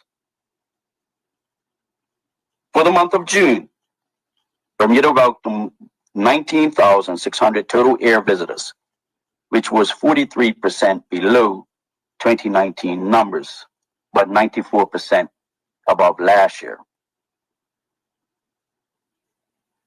This takes us to a total of 60,955 air visitors for 2022 year to date, which is 52% below 2019 numbers and double the 2021 figure. There has been good news on the cruise front this June with a total passenger count of 58,468. The total number of arriving cruise passengers year to date has risen to 123,013 after a slow return to cruise travel since the lows of 2020 and 2021. Tourism figures reflect that the gap between 2019 and 2022 cruise passenger numbers for June was 26%. Year-to-date numbers show a 47% decline compared to the same period in 2019. Mr. Speaker, vacation rentals have shown remarkable recovery, with occupancy growing to 75% for May 2022, which is and also 59% year-to-date, from a high of 62% occupancy in May of 2019 and a year-to-date of 52% in 2019. Mr. Speaker, those numbers continue to grow, and the occupancy rate for vacation rentals was 78.9% for June 2022, compared to an increase of 16% versus 2019 and 22% versus 2021. The year-to-date occupancy remains just over 62% for the year-to-date, an increase of 17% versus 2019 and 16% versus 2021. Mr. Speaker, from Carnival in Bermuda to Bermuda Race Week, plus summer festivals, live entertainment, high-end sport fishing competitions, and a boost in weddings and leisure travelers, Bermuda's 2022 summer season has had a relatively strong start. Bermuda's Caribbean heritage, infused with a unique Bermuda flavor, serves as the foundation for Carnival in Bermuda, a week-long festival that helped launch our summer season this year. This event attracted international visitors to parties, Juve celebrations, authentic Bermuda raft-ups, and the pinnacle event, Revel de Road. International revelers celebrated the start of summer alongside Bermudian festival goers while broadcasting the energy and excitement of the fets across social media channels. Bermuda Tourism Authority was a proud event sponsor as part of the Experience Investment Program. Mr. Speaker, our maritime tourism strategy supported the return of Bermuda Race Week, the Annapolis to Bermuda Race, and the continued outreach to the Royal Super Yacht community. The Newport Bermuda Race returned to Bermuda, providing the island with a welcome boost of 2,000 participants plus their family and friends. Bermuda's role as a first-time host port for the Clipper Round the World race has been years in the making. It was a huge success with global visibility and a surge of visitors to the island. Mr. Speaker, the program included a significant local engagement component, with 2 Bermudians qualified and accepted into the program and 1 successfully sailing from Seattle to Panama. Mr. Speaker, hundreds of Bermuda's school children were invited to experience the yachts and meet the adventurers in person. Some crew members were enlisted to support Bermuda's environmental projects and work to help restore the island's mangrove forest by planting mangrove saplings. Mr. Speaker, historically, Bermuda's entertainment sector has always represented an exciting, memorable slice of Bermuda's tourism product. Yet, for years, we have seen the platforms for our entertainers gradually reduced. It is hoped that 2022 will be the starting point for revitalizing and investing in Bermuda's entertainment product. The BTA's Experience Investment Program led a call inviting tourism entrepreneurs and promoters to up the ante by providing unique, culturally authentic entertainment experiences. We look forward to the return of Made in Bermuda Nights, an entertainment series starting this August and featuring local entertainment showcases. Bermuda's entertainers, whose livelihoods were decimated by COVID induced lockdowns, restrictions, and a catastrophic drop in visitor arrivals are finally beginning to see a silver lining. Mr. Speaker, with BTA-sponsored events and grant programs for qualified experiences, this administration is committed to providing a shot in the arm to local entertainment. We salute the local promoters and business owners for their role in creating opportunities to enjoy Bermuda's culture with weekly musical lineups around the island. Mr. Speaker, from the east to the west, live entertainment is on the rebound. At the White Horse Pub in St. George's, the return of live music for the High Notes on the Harbor series supports tourism experiences in the town of St. George's. Likewise, a host of venues in the Royal Naval Dockyard feature artists entertaining our cruise and air visitors. Entertainment abounds with offerings at Bermuda Gallery and Coffee House, The Reefs, Aurora at Newstead, Vita, West End Boat Club, Anchor, Hog Penny, Frog and Onion, and Bonefish Restaurant, to name just a few. Each week, the BTA-sponsored Harbor Nights boast an array of performances, including gumbays, DJs, dancers, and musical acts. Local entertainers are booked at hotels and restaurants around the island. Hindsight and Friends at the Loft, Silver City, Live Wires, and the King's Band, Mia and James, and Working Title are just some of the performers that fill Bermuda's weekly calendar with live music. Mr. Speaker, we acknowledge that while progress has been made, more must be done to support our entertainment community. Mr. Speaker, airlift and hotel capacity have not yet returned to pre-pandemic levels. We know that airlines' scheduling decisions are primarily driven by the combination of hotel inventory and visitor demand. While global travel has seen a significant uptick for summer 2022, the airline industry has been under much scrutiny and pressure during travel's COVID recovery period. Resources are scarce and schedules have been slashed globally. Additional hotel inventory and continued growth in air visitation are imperatives that will influence airlines to schedule additional service. The resumption of the weekly Punta Delgado flight to the Azores and the planned return of the JFK route are encouraging news, especially when considered in the context of Charlotte, Toronto, and Heathrow routes, which have come online for the first time or returned within the past 2 years. Mr. Speaker, our people will be the engine driving the rebirth of tourism in Bermuda. I would like to repeat that, Mr. Speaker. Our people will be the engine driving the rebirth of tourism in Bermuda. Mr. Speaker, the team at the Bermuda Tourism Authority has been singularly focused on that aim.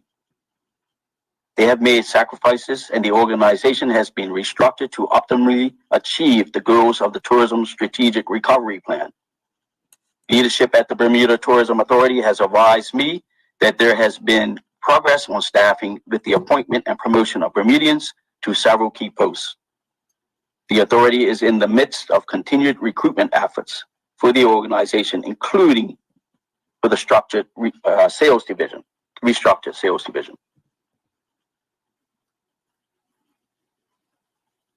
Mr. Speaker, in concluding, turning the tide on losses incurred by the pandemic has been mission critical for the men and women who work each day for the authority, Mr. Speaker. Rebuilding the tourism sector has not been easy, yet the work continues. The recovery efforts led by the BTA are also borne by the stakeholders across the industry, the hoteliers, bartenders, taxi drivers, spa technicians, restaurant workers, boat tour operators, and entertainers are valued contributors to achieving this mission. And let us not forget the retailers who depend on their business brought by visitors to the island. Mr. Speaker, I would like to commend the resilience and talent of all who have played a part in keeping this essential industry on the path to recovery. As I close, Mr. Speaker, I would like to warmly acknowledge the dedicated Board of Directors, team members, and partners who work diligently for this country, whether from the BTA's local headquarters on Church Street or the locations abroad. As Minister of Tourism, I lend this government support to achieving the National Tourism Plans, aims, and executing the tactics outlined in the Strategic Recovery Plan. Thank you, Mr. Speaker. Thank you, Minister. Members, the final statement this morning is in the name of the Minister of Transport. Minister, would you like to present your statement at this time? Yes, Mr. Speaker. Go right ahead. Thank you, Mr. Speaker. On the 12th of November, 2021, I advise this Honorable House of the payments made as set out in the project agreement between Skyport and the Bermuda Airport Authority. I wish to provide the House with an update on the latest MRG payment made to Skyport earlier this month. Mr. Speaker, on the 8th of July, 2022, Skyport provided the Airport Authority with a formal notice of shortfall of $3,474,927.53 between the actual airport regulated revenue collected for the period from the 1st of April 2022 to the 30th of June 2022, and the guaranteed minimum regulated revenue for the same period. Mr. Speaker, in late 2021, I advised the House that the project agreement contains a predetermined schedule of the guaranteed minimum regulated revenue amounts for each calendar quarter of the 30-year contract. The government continues to honor its obligation in this regard, including making this latest MRG payment of $3,474,927.53 to Skyport. Mr. Speaker, to date, we have made 7 MRG payments to Skyport, totaling $392,811.82, including this payment. Although we are trending in the right direction, each quarterly payment has been lower than the previous year's quarterly payment. Even with the increased air routes and passenger traffic, we anticipate that MRG payments for the remainder of 2022 and into early 2023 to be approximately $5 million. Thank you, Mr. Speaker. Thank you, Minister. Members, that brings us to a close of the statement period for this morning. We'll now move on to the next item on the order paper, which is reports of committees, and there are none. The next item on the order at this point would be the question period. And members, there aren't any written questions today, so the questions will focus on those that have been submitted in reference to statements given this morning by ministers and junior ministers. Members, the 60 minutes allotted for this period will be noted, and if time is left, that time will be put aside for the statement that could come later in the day, which I will seek the indulgence of the House in reference to the statement that the Premier had intended to give, but is time sensitive for a matter that has to is time sensitive at this moment. Once we're past that stage, I'll allot that time. If the time is used completely during this morning session, we will determine a time that will be allotted to ask questions in reference to that statement at the time that it is presented. So I seek your indulgence, members, when we get to those stages, and I'll keep you appraised at the appropriate time. So members, we're now going to set our clock for the 60-minute period to start for the questions this morning in reference to the statements that have been given. And the first statement this morning that has a question is for the Premier's statement regarding the government relief package. And the opposition leader would like to put a question to you at this time, Mr. Premier. Opposition leader, would you like to put your question? Thank you, Mr. Speaker. I just have 2 brief questions, and it actually pertains to the education. The speaker, the Premier indicated that the government will provide $150 to parents or guardians of each student enrolled in the public school. Mr. Speaker, as far as I know, the Ministry of Education looks out for the interests and provides educational services for all students in Bermuda, and not just the public school students. Mr. Speaker, you will note that a number of single parents through scholarships may have challenges with finances even though they're in the private schools. How do they address those parents and provide them with support? How do they address the parents who have children who are homeschooled? Do they not matter? I'd like to ask the Premier, what relief will he provide students who are... Point of order, Mr. Speaker. Point of order? I'm asking the question. What's the point of Mr. order? Speaker, the honorable member just asked 4 questions in a row. Yes, point of order is noted. Remember, the question should be a sort of a single question, and then you can submit your supplementaries after it and Okay. additional questions. So my first question is, can the Speaker, can the Premier please tell us how he intends to address the single parents who are struggling with students who attend some of the private schools and those parents who are homeschooling their children? Thank you. Premier? Mr. Speaker, I am grateful for the honorable member in highlighting the relief that this government is providing to the people of this country. This economic relief package is historic. It is a start during the debate later today on the supplementary estimates for the Minister of Education. We'll be discussing matters related to this school relief.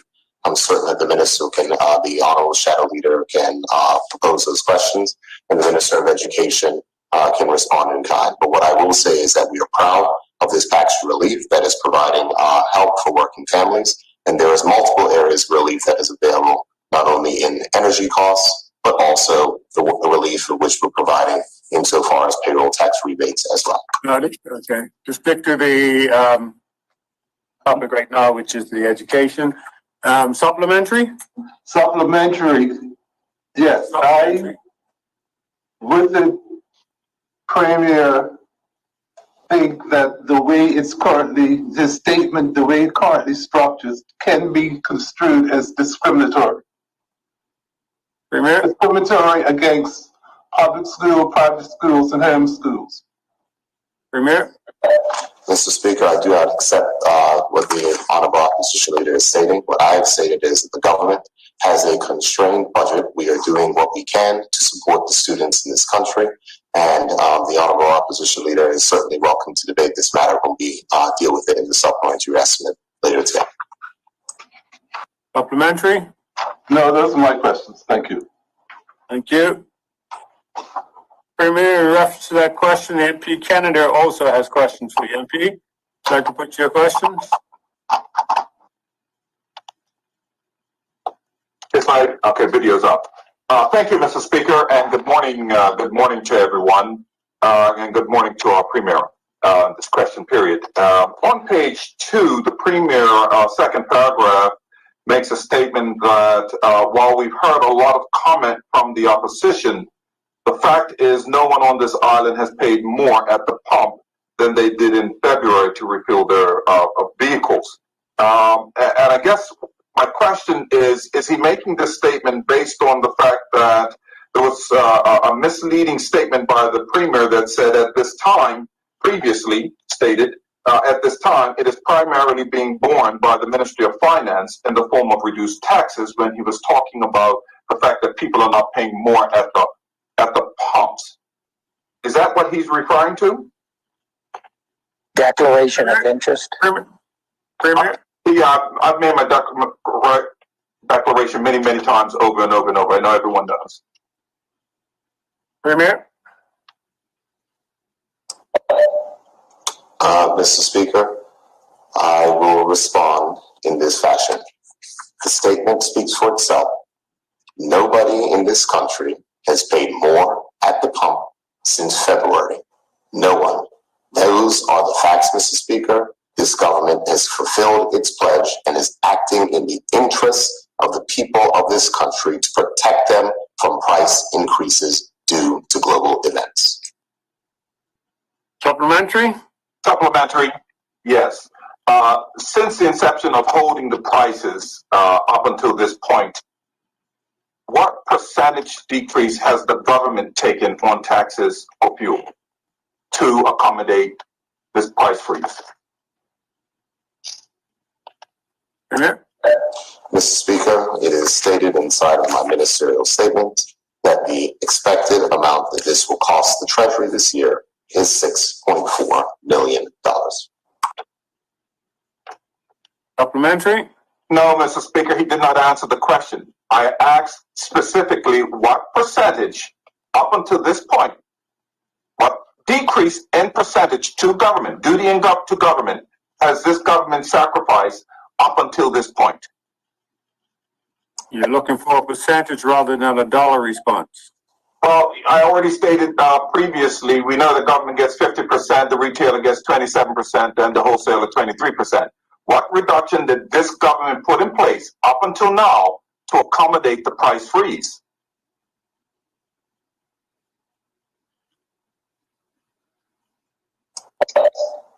Premier? Mr. Speaker, I have the full year figure. If the honorable member is asking for the figure between April up until July, I can seek to get those figures to him. I believe it's in the range of about $1.5 million, but I'm not entirely certain, so I can look to get those figures to him. I don't want to provide incorrect information to the Honorable House. Okay. All right. Do you have an additional question? Because you've used your supplementaries, 2 supplementaries on the first question. Yes. Second question? Second question. Since the price freeze, which I believe was in February or March, it is now, we are now into July. The government takes a percentage of fuel for its duty. I'd like to know, not in dollar value, has the government reduced its fee or taxes on fuel from the inception of February, March, when we had the freeze put in place, to now? Mr. Speaker, the fuel price mechanism that has been put into place was put into place following discussions with retailers, with importers, to know that the government will reduce taxes in order to keep the price at the pump the same. As I said in my ministerial statement, later today, there will be a customs tariff amendment bill that will be tabled that gives the Minister of Finance the power to vary such items, and the agreement that was made will ensure that the commitments made by the government of Bermuda to make sure that the fuel taxes are varied to keep the prices of the pump will be in effect. Supplementary, Mr. Speaker? Supplementary, yes. Yes, in response to that answer by the Honorable Premier, are the wholesalers and retailers in full support of government's measures to date? Okay. Mr. Speaker, I can say that there are many different issues related to fuel supply in this country, and I'm not going to say that all wholesalers or retailers are in support. But what I can tell you is that this government has acted to ensure that no one in this country has paid more at the pump since February, and those are measures that I would hope would be widely supported. What we must do is we must balance the interests of all, and we're facing increasing prices throughout the world, where we're seeing countries reporting record prices. The same cannot be said for Bermuda, as no one has paid more at the pump since February because of the actions of this government. Supplementary? Yes, supplementary, Mr. Speaker. Second sub. Yes, second sub, Mr. Speaker. Can the Honorable Minister, the Honorable Premier, provide to this House information in regards to any commitments that government might have made? Have they been fully honored since the freeze in February? The opposition supports the ability to make sure we get a better deal for Bermudians, but we also support making sure that our relationships continue to get strengthened, because we're going to need strong relationships to get through this very difficult time we face. So has the government made any commitments or promises to the wholesalers in Bermuda in regards to fuel prices that have not been met? Mr. Speaker, the government meet all of the commitments of which we have made. The fact is that this is a complex mechanism, but it is something that is being done to protect the people of this country from the increasing price of global fuel. And no one has paid more at the pump since February, Mr. Speaker, and any commitments made will be honored. Later today, there'll be a bill table which will ensure that that can have full statutory effect. Thank you. Those are your two supplementaries. Morning. How you doing, all right? Does any other member have a supplementary or a question? I have a question, Mr. Speaker. Okay. Just one second. MP De Silva. MB De Silva. Yes. MP De Silva. Got you. MP De Silva. He's gone now, Mr. Speaker. His mic was on, and for some reason I wasn't able to shut it off from there. Normally I can't. MP Canada, will you finish with your questions? Because you had asked two, and the supplementary came off for your second question. Do you have a third question before I move on to the other members' set of questions? Thank you. You have none? None. Okay, MP Dunkley, you can put your questions. Yes, thank you, Mr. Speaker. The Honorable Premier mentioned commitments that were made to the wholesalers. He mentioned that later today, the commitment will be met. Up until today, up until, say, July 14th, has government met any commitments that were promised in February? Mr. Speaker, the commitments were made to reduce the price of gasoline taxes to keep this price stable. That is the mechanism that the government has put into place. The fact is that it was done immediately. It takes time to make sure that legislative matters can catch up and other matters will catch up. I'm not entirely certain why the opposition is harping on this when people in this country have not paid more than they have paid in the prices through in February. I'm not entirely certain what point they're attempting to make, but I will just, not for me to give political advice to the opposition, but there are 13 statements on government policy, and there will be a time to debate this bill when this bill is brought up for debate. Mr. Speaker, the fact is, this was done very quickly. We have put these things to effect. We are making sure that any commitments made will be met, because we believe that we must have stable fuel supply in this country, but we also believe in protecting consumers against the global rise in fuel prices. Just be mindful that even though there's an opportunity to debate some of this under differing order for today, question period is open for questions. So members have a right to ask questions as they see fit. Anyone else? Any other question, MP, or supplementary or other? No, thank you, Mr. Speaker. Thank you. Okay. Members, Premier, that's all the questions that were down for you this morning on that statement. We'll now move on. The Deputy Premier, you have a question in regard to your statement, and the opposition leader would like to put question C. Opposition leader? Thank you, Mr. Speaker.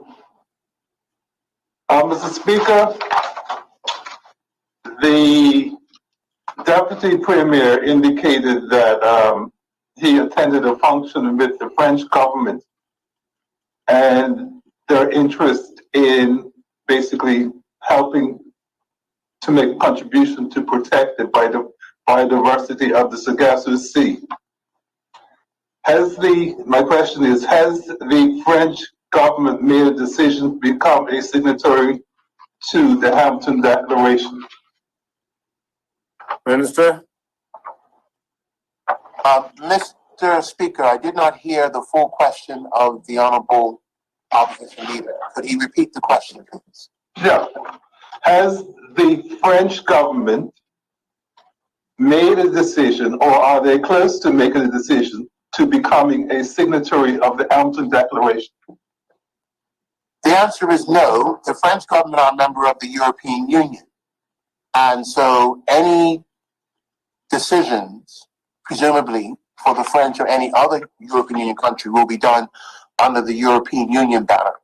There has been no, although the French are participating and have given some money, like they gave a global facility support to the work of the Sargasso Commission, they are not at this point entertaining membership, but that will come under the banner of the European Union.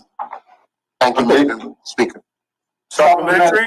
Yes, sir. Supplementary? And thank you for introducing the EU. Your statement said that you're pleased to have made significant steps to the EU providing more support to the Commission. Can he explain what significant steps the EU has made in coming closer to achieving its goal of them being more involved with and approving their participation in the Sargasso Sea Commission or the Hampton Declaration? Mr. Speaker, the honourable member has actually paraphrased more so than actually quoted what I said. And what exactly is in my statement is to achieve support of the Commission by the European Union would be a great achievement, and we are pleased to have made a significant step to reach the goal. That's what my statement says, Mr. Speaker. May I repeat? I'm just asking what that significant step is. That's all I'm asking. Well, that's not what the question was completely, Mr. Speaker. The meeting that I had with the two members of the European Commission, Parliament, was the step. That was the first time such a meeting had been had with anybody from the European Union at that level. That is the step. Okay. And they expressed support for making steps for the European Union to recognize the Commission. That is the significant step, and we will follow up with communications with them shortly. I accept that. Supplementary? Yes, the second supplementary is, he also indicated that there was a country that he was working with or negotiating with to become a member of the Sargasso Sea Commission. Can he share the name of the country?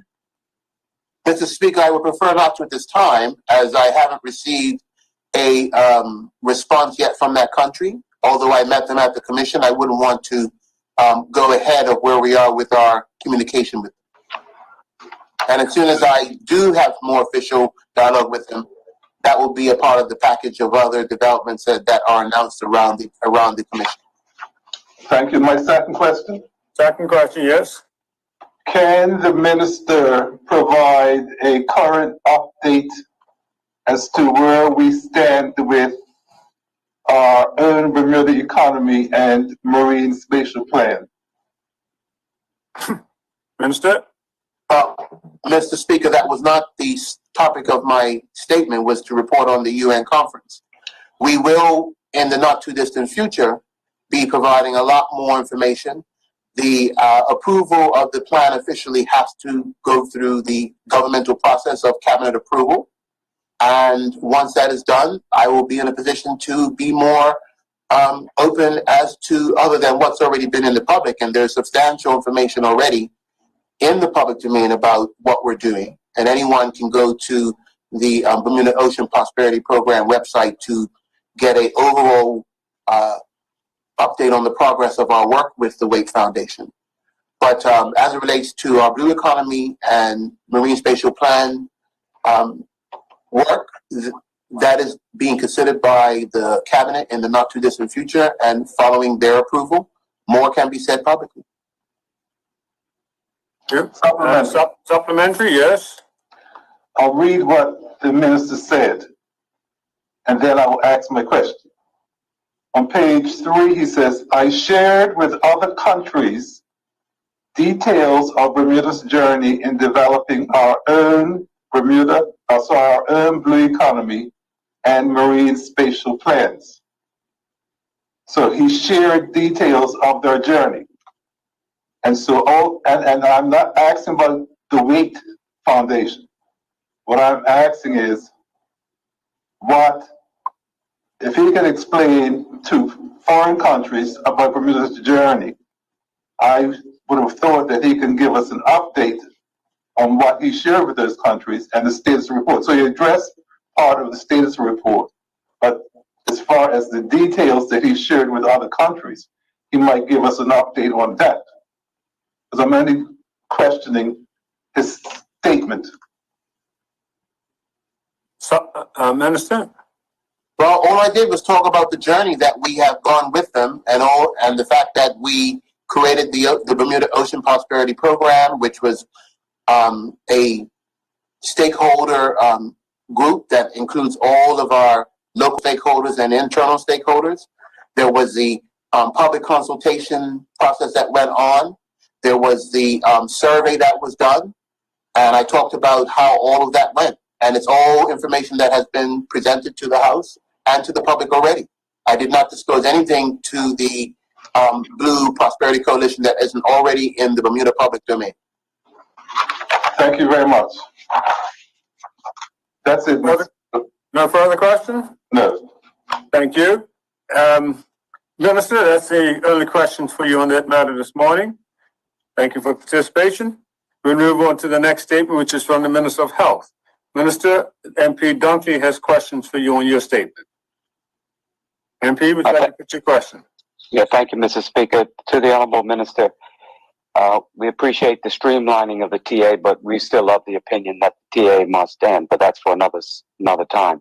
To the Honorable Minister, can the Honorable Minister please inform this Honorable House were the enhancements or the streamlining to the TA done in-house or by outside consultants? Minister? Mr. Speaker, the enhancements that I spoke about in my statement that have taken place heretofore with respect to the travel authorization have been a combination of enhancements conducted by external contractors who are assisting with respect to this process, as well as some in-house functionality. But as I spoke about, many of them were technical in nature, so they were completed by outside sources. Supplementary, Mr. Speaker? Yes. Can the Honorable Minister please inform this Honorable House the cost for these enhancements paid to outside consultants? Minister? Mr. Speaker, I do not have that information in front of me. It is quite detailed insofar as the contract, as is a matter of public record, is with ResQuest. However, I can endeavor to get that, or a better suggestion is if written questions were put to the ministry with respect to that, so that I can provide full details of the contract and the costs associated to date. But I do not have that information in front of me, and I will take your lead. I can present it to the honorable member, or I can wait until written questions are posed, and I can present that information. But as you can appreciate, it is quite detailed. It was a question that was put to this honorable House several months ago along the same lines, and it's detailed insofar as the nuances of the costs associated with the contract. But I do not have that information in front of me, Mr. Speaker. Dunkley, the response is basically twofold, meaning the information is quite extensive, and providing it in an oral format may not suffice because of the extent of the information. So it could be responded to at a later date via a written question. If you will, I could put in a written question. Mr. Speaker, can I make this suggestion then? I'm happy to provide a question to the Honorable Minister to answer. But in the meantime, if the Honorable Minister can give an undertaking to the House that the actual contract itself with ResQuest and any outside consultants is tabled, I think it would be a big help to us in the opposition and would be helpful for the people of Bermuda. Noted. Minister, you noted the member's further response? Yes, Mr. Speaker, I have noted his further response, but there is a mechanism in which that could take place, which is, of course, as you rightly suggested, as the Speaker of the House, through written questions. Okay? And Mr. Speaker, I would also note that yes, the mechanism for question is written, but the comment from the member was that the contract could be tabled like other communications that are tabled before the chamber. So I just want to clarify that it wasn't asking for it as a question. He was asking for it to be tabled as any other member, as other members are tabled under the communication in question period. And I'll just leave it at that. yeah, Mr. Speaker, and the reason why I couched it like that is because I know today is supposed to be the last sitting of the House, so why wait 2 months for the House to come back on important national business? Well, it would have to be tabled when we come back in the next sitting in September. And that's why, Mr. Speaker, I asked that it be done in 2 ways for the minister's consideration, because it can't be that difficult just to table a version of the contract or send a version of the contract out. No problem. We'll address it in September. Do you have a supplementary? Second question, Mr. Speaker. Second question, go ahead. Can the Honorable Minister state what the budget is for the funding of ResQuest or any outside contract that the government is operating under? Minister? Mr. Speaker, again, you would note the content of today's ministerial statement deals specifically with the update of the processes concerning the travel authorization. If the honorable member is seeking further details as it relates to the contract terms, the budget, and so forth, I would invite the honorable member to submit questions in writing. As you rightly said, Mr. Speaker, those are quite extensive responses that would be more appropriately, I would suspect, to be addressed in writing so that I could provide full details of same. Thank you. Yes. And remember, when you ask a question, be mindful that it should relate to content of the statement itself and not your question is a valid question as to a budget, but it's did not form part of the statement that was given this morning. Mr. Speaker, yes, I do, but I can accept that because that's a speaker's ruling. But if a streamlining enhancements had to be made, the funding had to be available, Mr. Speaker. So another question, Mr. Speaker? Put your supplementary or a third question. It's another question, Mr. Speaker. That's your third question. On page 6, the minister says the call center has received numerous compliments about the changes. Can the minister please inform the Honorable House if the call center or the government is still receiving concerns, complaints, or issues over the travel authorization? Minister? Mr. Speaker, I am pleased to be able to announce that we are receiving quite substantial compliments and commendations with respect to the new improvements that have been made to the travel authorization experience. The majority, regrettably, of the concerns that have been raised seem to come from that honorable member who's asking questions. But needless to say, I will admit that there were challenges previously as it related to the travel authorization process. However, we have streamlined it and we have done tremendous steps to make it a stress-free experience for the travelers. Mr. Speaker, supplementary, because the minister went all around to not answer the question. So supplementary question to the honorable minister. And I only speak for the people we work for, Mr. Speaker. Let me make that clear. But a supplementary for the honorable minister. So can the honorable minister confirm that all complaints have gone away?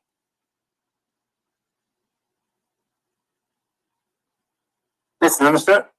Yeah, Mr. Speaker, I can't get the video up, but can you hear me? Yes. Loud and clear. Oh, it's here. Okay. Mr. Speaker, I can confirm that no complaints, say from this honorable member, have come directly to me.